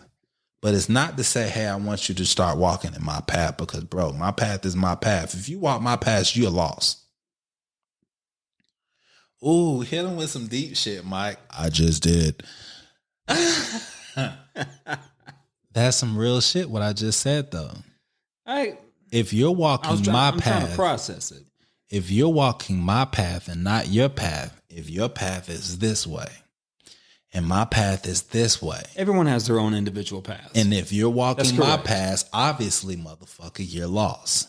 Because you were supposed to go this way, but why are you following me going this way? You're lost. Go find your fucking path. Because as long as you walk mine, you will be lost. Mentally. I went through some different shit than you did. Yeah. I went through some different shit than other motherfuckers did. Some people went through worse things than I have. Some people haven't touched ground on where I've been through. My path is not the next individual's path. But I do want to say too, like, because I was silent. Like, you did make a very profound statement, and I I was silent for it. I didn't want to discredit it. I was just like, I was taking it in. It takes time sometimes to know your path. Sometimes, you follow other people's path, trying to find yourself, and going through that. Like, that's what builds the street smarts. Going through that, you gotta fucking fall down before you can get up and fucking. Yeah, but you following my path is not you falling down. If you're catch my analogy, if you're all right, maybe I'm being too literal. No. Like the same thing with buying Decatur. No. We on the same Okay. accord. We on the same accord. I'm listening to you. Okay. So the street smarts come from me going my path. Now, we've walked together for a little bit. Right? Right. That's me teaching you certain things. But at some point, we have to split. Now, whether that's the book smarts, because you're getting it from somebody. That's book smarts. Whether it be by text or by vocalization or by visual. Well, when you say we're together and then we split, what do you mean? Like, you're saying like a mentorship? So it could be a mentorship or a fellowship. Like, we're just walking we're going the same accord. You're following me, right? Because what I'm saying is,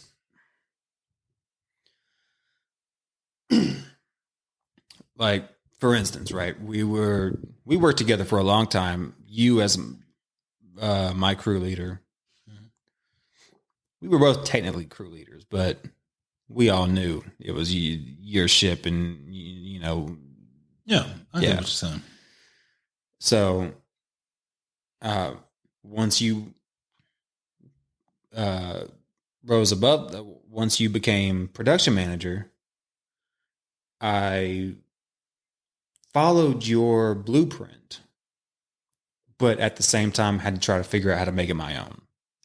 That's where the street smarts come in at. That's where the street smarts come in at. Book smarts was when you was with me, when you would be able to not have to do it on your own, but if you were smart enough, you would have picked up on all the things that made me stand out to everybody else.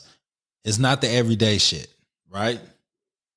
You pick out the shit that makes you different. Like, for me, when it comes down to people listening to my rap and be like, damn, you sound different. Because rap was my therapist for the longest. And so I used to love listening to different things, and I used to pick things that I liked from every rapper that I've liked. So that's why I used to call myself the chameleon.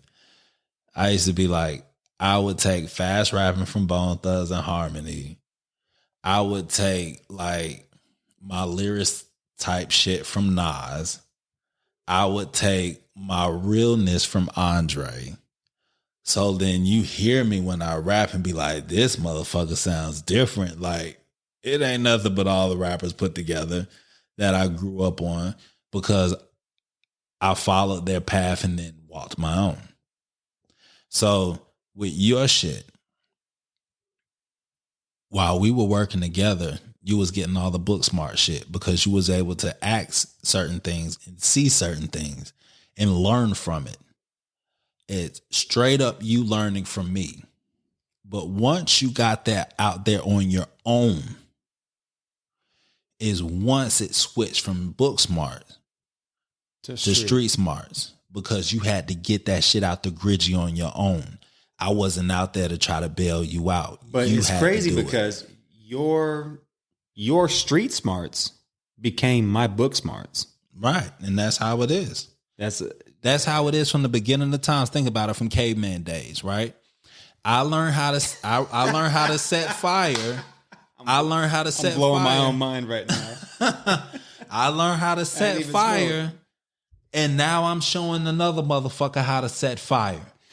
From that point, what are you doing? Yeah, from that point, I'm teaching you the street smarts that I got, and I'm making that into book smarts. The only thing that colleges are doing is like when they give you a diploma is saying, hey, you have our school's thought process. That's it. You have Harvard's thought process and whatever the fucking psychological whatever the fuck it is, you have that school's thought process on it. That's it. Our shit that we've learned, that we've accumulated, we're giving it to you so you can get out there on your own and use it. And maybe you might teach your kids. And then your kids go out there and try to do that shit on their own. But that's what most kids are lacking these days. No parent wants their kid to get that shit out the mud. None of them. And that's the missing fucking element in most early childhood. For me, this is just my opinion. My opinion. Now, I'm sure that there's 1,000 single moms and shitty dads and everything else under the blue moon that might go against what I'm saying. But to me personally, it's the reason why I tell my daughter all the time, I'm not giving you shit, but if you want to earn something, you could do something around this house and make some money. But when you talk about the school system, like, are you... like you believe in what the school system is doing? Like you think that like that's actual, like what they're teaching is actually like helpful? Is that what you're saying? Or am I just going about it all wrong? Well, no, I mean, kind of, but I'm not saying nothing about kind of what, that I'm going about it all wrong, or kind of that. Well, I'm not saying nothing about the school system, period. Because what I'm saying is about the school system is the school system had to get the shit from somewhere. Right? So everything. Where do you think they got it from? Whoever discovered whatever the fuck that they're teaching. Nah, real shit. No. I'm on some real shit right now. Right? Like I am too. I'm just trying to understand. Like, so when they sorry. When let's say when they were back in the medical, when we were talking back in the medical renaissance and they were just starting to learn about human bodies. Okay. They were very raw with it. Somebody will be sick, even if they're still alive. They experimented on a lot of slaves and other individuals. So they had to learn that shit on their own, right? Once they learned that shit, they took notes of that shit and documented it. So it turns from street smarts, from shit that I'm learning on my own. And once I document that shit, whether it be visual or written, is documented, it turns into book smarts, because now I can give it to the masses and say, this is something that I've learned. This is something as me, Harvard, or the people at Harvard learned about this. About and if you come... about what, though? Because like that's my question. It doesn't matter. It seems like... whatever it is. It seems like whatever you go to, like... It seems like there's so many people that go to school and like get higher education, like, at colleges. And there's people who have, I mean, you've talked about it yourself. Like you make more money than, people that that have gone to college, gotten degrees. So it's like, what, unless you're a fucking doctor. Mentality. Straight up. Just mentality. Elaborate. So I have somebody that's very close to me. And we talk about it a lot. She's been working at a job for a very long time, and she works and she is like, I've worked at this place for a long time, and where I'm working at supposed to be looked at differently than where you work at. But like I told her, is the thing about me is I wasn't scared to ask for a raise every year. I wasn't afraid to see opportunity and demand for it. And a lot of people will sit there and wait for that fucking opportunity. I'm not waiting for shit. If I feel like I deserve something, I'm going to tell somebody, hey, I feel like I deserve that shit. And if you're not going to give it to me, well, motherfucker, I'm going to go find it somewhere else. And other people are like, well, I've been here for this many years, and yeah, I don't want to see myself somewhere else. And I got my 401k here, and I got this, and I'm like, yo, fuck all that shit. That's a good point. Like, it's entitlement. Even when it's letting the corporation trick the shit out of you.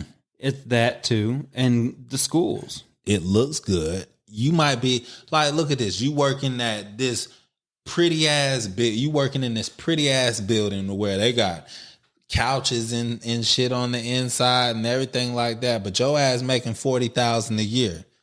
So they pimping the shit out of you, fucking you with no grease, and you not even knowing about it because you like, well, I work for such and such. Oh, whoop-de-doo. That's something in our business, right? It's something that I learned. They was like, don't get caught up on who your clients are. Get caught up on the dollar amount. You get what I'm saying? Like, let's say, don't care about the people, care about the income. Right. Because, some people be like, yeah, that's most businesses. I would imagine. I do Mike Tyson house. Yeah, bitch, but you ain't saying that you only getting $500 for that bitch. So who gives a fuck that you doing Mike Tyson house? How much money you making off of Mike Tyson house? They don't want to say that, but that's how they say. They say in what we do is like, you'll talk about, yeah, I do this big ass house and I do this big ass house and I do this and I do that. Be like, yeah, bitch, but you ain't making no money off of it because you charging the same thing that I charge for little houses. If I can get done with this house in 15 fucking minutes and you take you an hour and goddamn 30 minutes to do this fucking house, nigga, who's making the more money? At the end of the day, it's all profit. There we go. Not at the end of the day, it is. But time is money when you're an entrepreneur. So if you're doing that big ass house, like if you taking an hour and 15 minutes to do that house and I'm taking 30 minutes to do this house and we're making the same amount of money off of it, I can do boop, boop, boop, boop, boop before you do boop. I'm not saying it's wrong either way. I'm just saying it's not wrong either way, but it's not profitable that way. This is what I struggle with.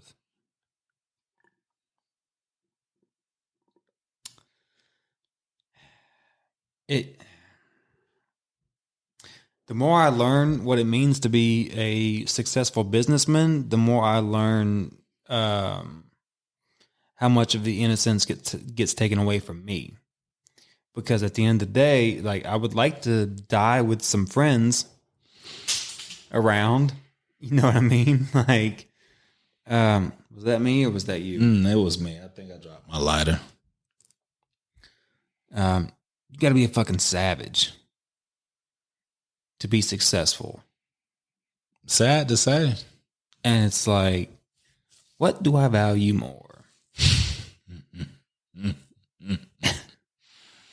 and like, what is the real question? What do I value more, or what has more value? I go for what has more value. I don't know. Like I said, I go back and forth in my head every fucking day. November 12th changed my whole opinion about life. So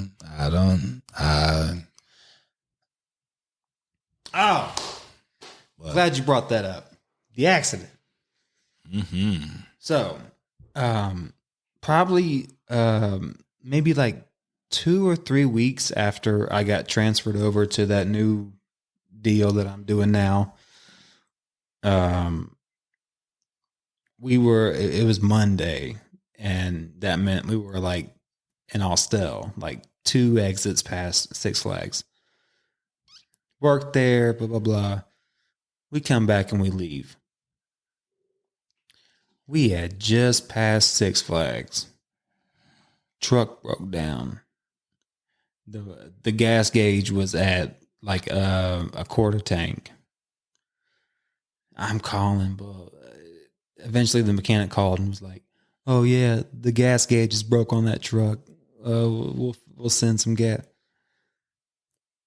Long story short, I didn't realize how much that accident affected me until that day, because I was literally on the side of that highway with no gas. And I'm sitting there shaking like a leaf on a tree.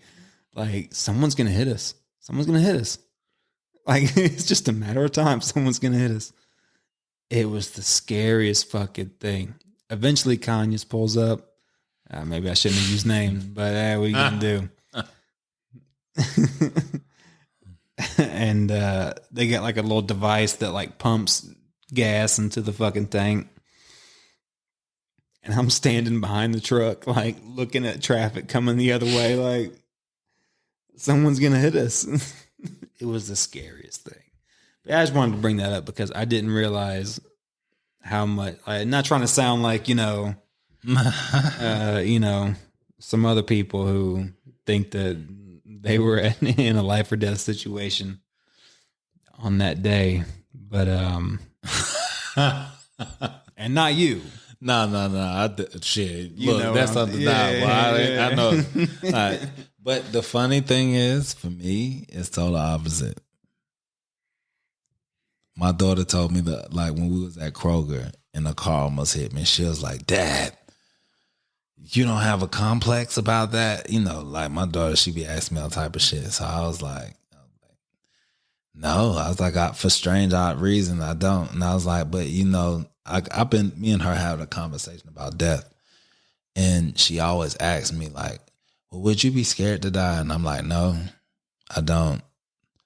Like, and I guess that's something strongly that I feel. Like, I don't, like I pick up shit close to the street. I know that shit sounds stupid as fuck, knowing the shit that happened. But I'm back, like, I'm just back to business as normal when it comes down to certain things. And it kind of put a detachment on a lot of things in my life. Not to say that it's a good thing, but I don't know how to get it back. I don't. Like, I have more deep emotion about certain things, but deeper than before? Yeah. Like, let me tell you, my biggest fear was in that whole incident. Okay. It was unselfishly about my daughter. Like, straight up. That's it. Not my other 2 kids. Not my mother, not my wife, not nothing. The only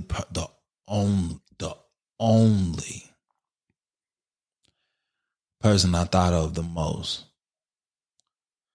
was my daughter. I remember you telling me that. Yeah. She just moved with me. She's at the same time when I damn near lost my job, when I lost my father. I lost my father when I was 13. My daughter's 12. Well, she just turned 12. She was 11 when it happened. And I'll be gone. But I remember how it psychologically fucked me up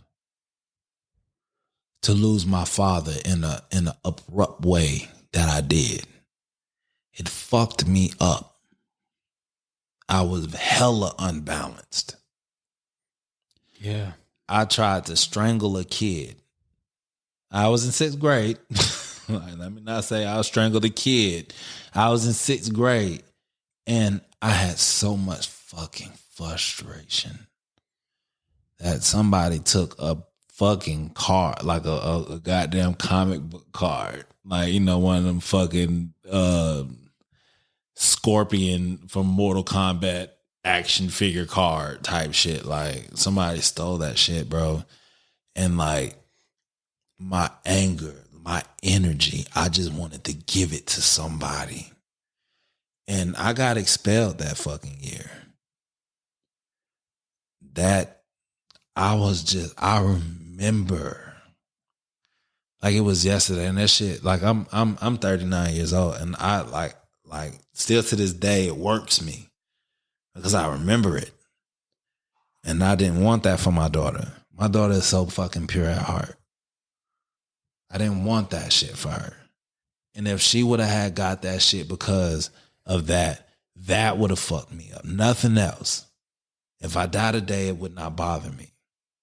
It will bother me only for her. I enjoy life. Like, I'll jump out of a fucking plane today. I don't give a fuck. I just love the adrenaline and the rush of life. Even though it'd be like, bitch, you getting hit by that goddamn car was not an adrenaline rush. You got hit by a fucking car. But I survived that hoe. So that made that like real shit. While my daughter think that I'm a goddamn bear, I be thinking the same shit. Like, bitch, I wish a motherfucker would. Boy, my body told me it's straight. I was like, bitch, if I could survive getting hit by a car and something like fucking on the expressway. Get a problem with you got to pull up in a car. Like literally, bitch, like what's happening? Like, you just don't know what my body went through. So I know what it can take. So let's go. Like, yo, break this asshole's collarbone. One time for the one time. Hey, look, but they told me that the way my collarbone grew back is that it's stronger than it was before because it double jointed itself. Not double jointed itself, so it overlaps each other. And the calcium wrapped around it. So it's like it's a little thicker. Hell yeah. So they was like, yeah, that shit's not gonna break no more. Get the SUV. Yeah. Bring that bring the H2, bitch. Bring the H2. Let's see if that shit do it. Like, I joke about that shit, bro. I joke about that shit now. I joke about that shit. But like, you know, I still say that I think, like, goddamn, why I strongly feel like I'm not here for I might be here for a bigger reason than I might be. Like, and I might this might be some bullshit. What you think we doing? What you think we doing? Hey, boy. The bigger reason is right here in front of your fucking face. It might be. You're speaking into the bigger reason, my friend. It might fucking be, bro. But like, after that shit, man, it opened my eyes. You didn't die. Nah. So you got to be here for something. Nah. That's how I thought about it when I had my accident. I was like, I didn't die, so I got to be here for something. Yeah. As much as I've had thoughts of suicide and shit like that, that's just mental health shit. But yeah, who wants to hear about that? Look, and, you know what? To be honest, that is, you know, that song that I'm writing, that Too Late Was a Person. Mm-hmm. When I write that verse about my grandmother, that is one thing that is in the verse, is about, you know, like, she's the key reason why I am here. Because when you were going through all those bad times and you were having those suicidal thoughts and all that unbalanced shit, like, she was the one that kept me in like a clover patch. Like, all right, so this is how I used to always tell my grandmother. Like, I don't know if you watch X-Men. You watch X-Men? The movies, yeah. Yeah. Okay, so I saw the first one. You know how Xavier used to always like be over who's the Phoenix? God dang, I can't remember her name. Jean, you know, Jean is the most powerful X-Men. The one with like the skunk hair? No, that the one that can control the damn one near who was with Dr. Cyclops. Yeah. So he used to always try to like keep her in a cool, nice, breezy bubble mentally. Yeah. That's why he used to always be like this. And people be like, you're trying to manipulate her. And he's like, nah, motherfucker, you just don't know who the fuck this is. So I'm trying to keep her at bay. And that's how I used to feel like my grandmother was for me. My grandmother was my Xavier.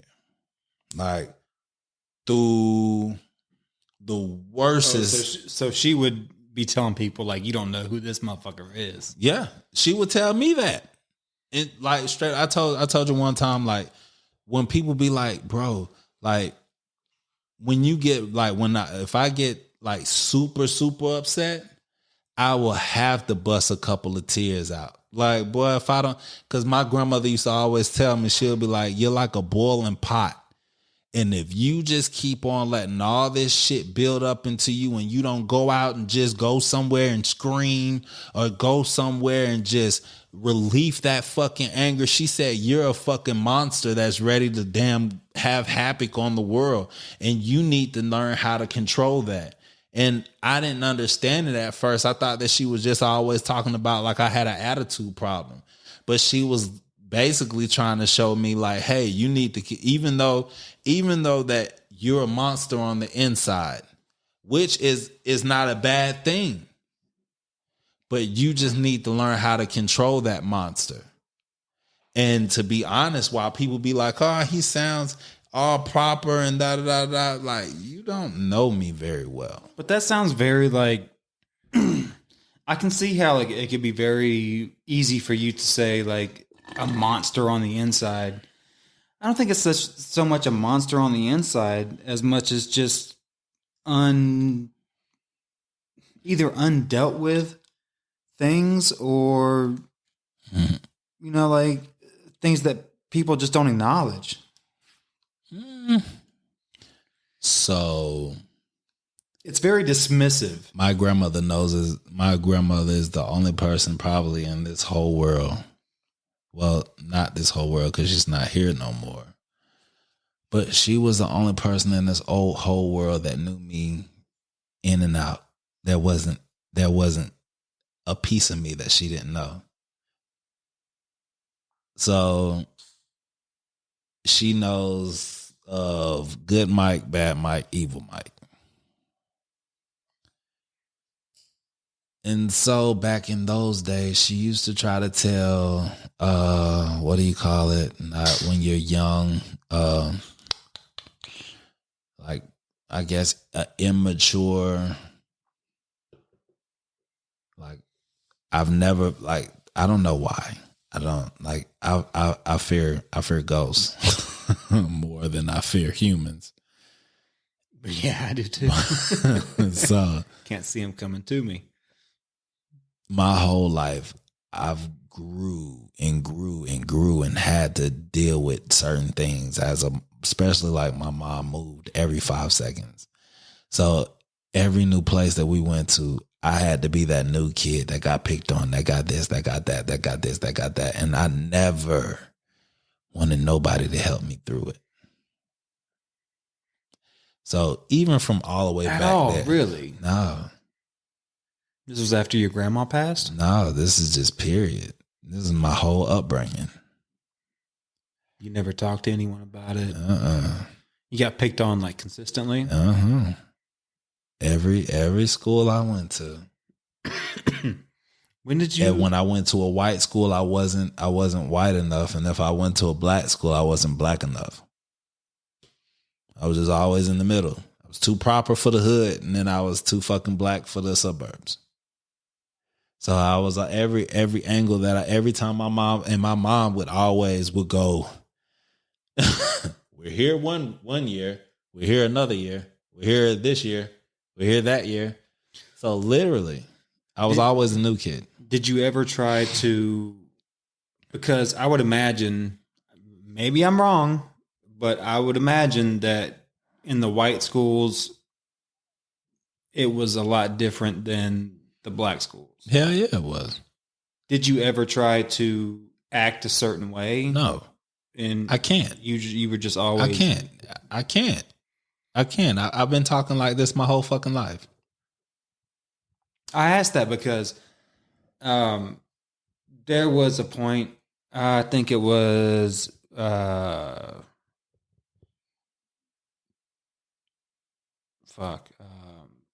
eighth grade, and my is it soft? It's not sophomore. What's the freshman? Freshman, ninth grade, freshman. Yeah. I went through a phase. What was I don't know if it's politically correct to say now, but I'll just say it what's known as a wigger phase. Yeah. And I remember that, especially in Gwinnett County. But I had low self-esteem. I had very low self-esteem. And I thought that I had to be that. You had to be a wigger? Yeah. I still laugh to this. I've always thought that to be the most craziest, fucking silliest. To get respect. To get respect. Because for the longest, I was into skateboard culture and like all that shit. Like I was into skateboarding and everything. But I'd get picked on. I'd get fucked with. By black people. Mm. And so I thought, well, if I was, a little more doing urban, more like what they were doing, they'd respect me more. And it worked for a while. And after a while, I didn't respect myself. Mm. I got into unnecessary fights.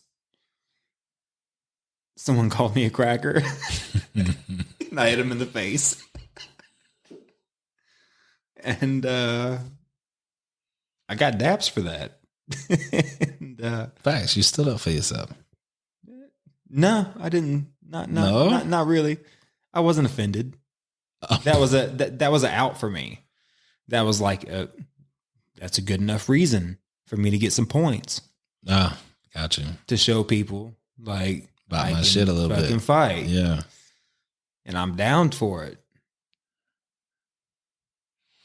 Literally. It's embarrassing to talk about it now. Oh shit! But I did have low self-esteem, and I didn't know what the fuck I was doing. It took me a long, not a long. It took me a couple years. It wasn't to realize it. It wasn't easy. I'm being fake. Yeah, I went through a lot. Like to be the kid that just don't know where he belongs because he can't ever stay somewhere long enough. Hell, I used to have a lot of low self-esteem my damn self because I used to try to when I used to try to explain this to my mom, now that I'm an adult, and I would tell her, I'd be like, I spent a lot of time trying to make friends while you telling me that I need to be trying to learn academics, but I'm trying to make friends so I could stop getting picked on, so I could stop being isolated. Like, I don't have, I look at it's another reason why I took my daughter. Because my daughter has been to a lot of schools in her life. And I was just like, you know what? I'll stay here. I don't give a fuck. I don't want my child to go through what I went through. And I'm like, I told her, I said, look, this school right here is a whole academy to where it's one school all the way through. If you want, this is the last school you can create every fucking friend that you want. Because I know what type of fucking shit it plays in your fucking life. Yeah. I started to see that shit. I know how it feels when you're like, hi, I'm Michael. Shut up, faggot. You're like, God damn. Shit. Okay. Hey, I'm Michael. That's how it would be. For the smallest thing. You're just getting joned on. Yeah. Relentlessly. And not to say my mama used to buy me Payless shoes. Oh. So I'd be thinking I got some goddamn Timberlands and I got some Fimberlands. But what the fuck? They're like, hey, I'll be getting a FUBU shirt and these motherfuckers be like, let me see your tag. I don't even, I told you, back, All my shit came later in life. I didn't know why they wanted. I knew why they wanted to check my tag, but I didn't. And I let them, nigga, that's Fruit of the Loom. I'd be like, oh shit, is it? Oh. Like, bro, you should have seen me when I first decided that I was going to be a wigger. Stop with the word. I don't know what other word. Oh my God, that shit's so funny when I hear that fucking word. Especially like, bro, I've been hearing that word since I was like 8 years old. It's so ridiculous. I don't know. Stop acting like a fucking wigger. Like, oh God. I did everything but dye my hair blonde. I had these fucking shitty white shoes. These all white shoes. They might as well have been K-Swiss. Oh, God. God, it's embarrassing to even say it. Hey, it's okay, man. Look, this is a safe space. But it taught me, I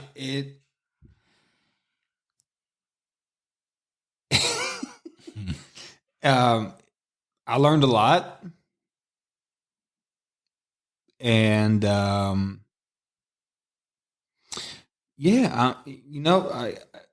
it's embarrassing to talk about it, but at the same time, it's something that I had to go through.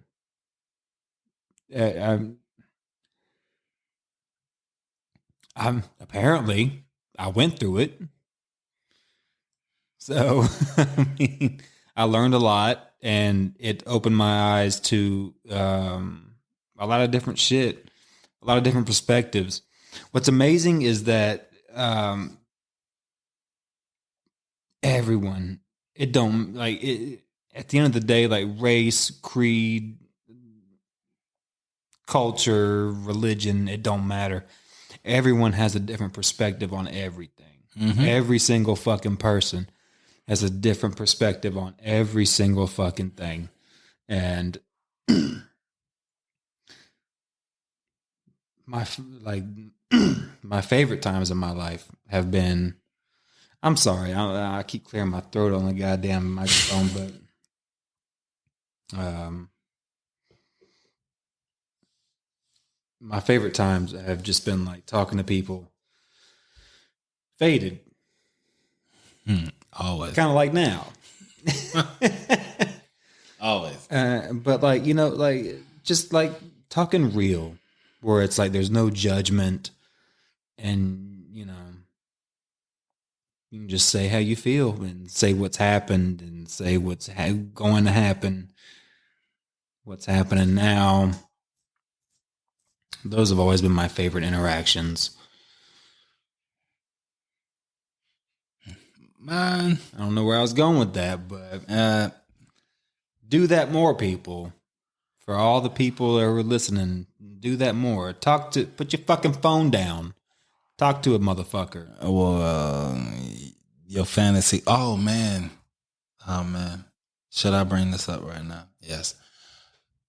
That is where I think. Damn, did we talk about this last time? No. Yeah, I think. But anywho. Let's talk about it now, because that last time needs to be fucking deleted. No, hell no. So or not released. That's just like the meta world that they're trying to create. Most people want to live in a fantasy world these days. We did talk about that last time. Yeah. I don't remember it, so let's talk about it now. Most people live in the big fantasy world, and I don't believe that nobody likes their reality. You can have the best reality in the world, and for some odd reason, to the next person, your reality might seem like glitz and glamour. But to you, your situation isn't what you want. And you can get everything you fucking want to from these virtual reality worlds, in these virtual toys, these virtual, like, you can probably, like, literally eventually put on a headphone and whatever that you want down there on your Mr. Hotspot or your Mrs. Hotspot, and it stimulates you mentally and physically, to where like, who the fuck, why would you need to go and deal with anybody if you had that for what the realness of an interaction? But if you're mentally getting that realness, if you're mentally getting it, because all it is everything is mental. Everything. Yeah, you can have the physical touch, but at the end of the day, if you're mentally getting stimulated and you're physically getting stimulated, ain't that the biggest part? But this may be a stupid question, but how is that different from porn? You just have a different instrument. No, it's more so. It'll be more so. It'll be more so like you can control everything. It'll be porn on steroids. So like, let's say if you wanted to like interact with a female, like if you're watching porn, you only could watch what's going on. But if you're in the meta world virtually, you can touch her the way you want to. You can get her to do certain things that you want to. And while she's doing those certain things, you talking about virtually? Virtually, but at the same point of you getting it virtually done, that they have devices just like they have. I don't know if you've ever watched like some of these female streaming sites where they have like a vibrator that's on the inside of them, and people that tip can control her vibrator. I've seen that, yeah. Right. So could you imagine that being in the meta world, and when she starts to go down on you, you can feel that sensation because you have a device on you that simulates what she's doing. So if you're seeing it mentally and you're feeling it mentally, you're going to think she's sucking your dick.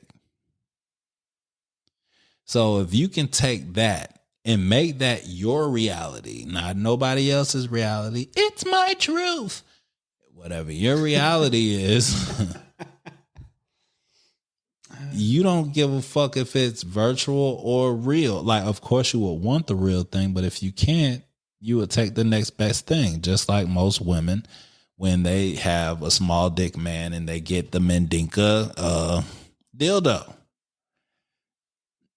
Even though they know that shit's not real, but they can get the sensation from it. So could you imagine them getting the sensation from that shit while they have this handsome ass guy virtually stabbing them to death? So I'm just saying. I don't know. God damn it. Yeah, I don't know enough about this metaverse.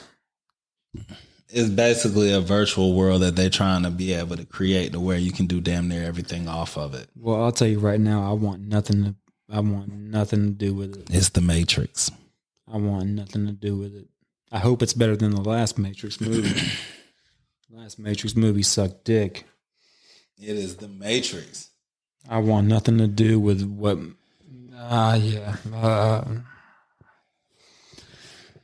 Supposed to be dead by now. God damn it! Like all the drinking and smoking I do, killing myself like a man. You want to hit the bomb? Slowly but surely. Only if the podcast is done. I will not. I'm committing right now, cocksuckers. Whoever's listening. Oh, it's 2 hours. Is it recording still though? Yeah. Yeah. All right. I'm committing right now. I will never be on this podcast high. Not saying I won't drink on it. I will be all of the above.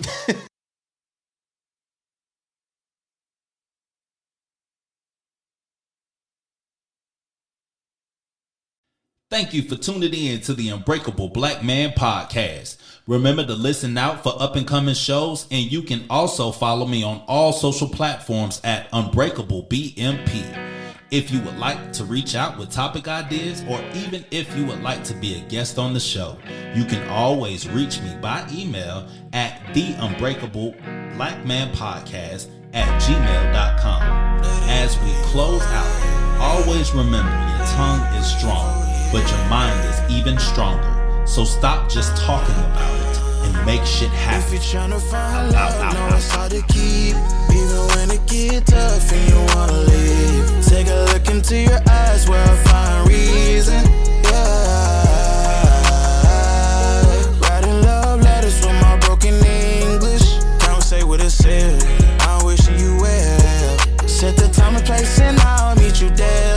Be right there, be right, I'll be right. Stumbling up the stairs, please come, I need help. Can't do this alone, show me that you're there. We've been through so much in the past week. Can we start afresh, leaving in last week? Cause I'm so good, fighting the temptations in that old phone. They've been trying to separate us so long, but I want you in my life, can't do it solo. Cause nobody was meant to be by the self. I'll take your hand.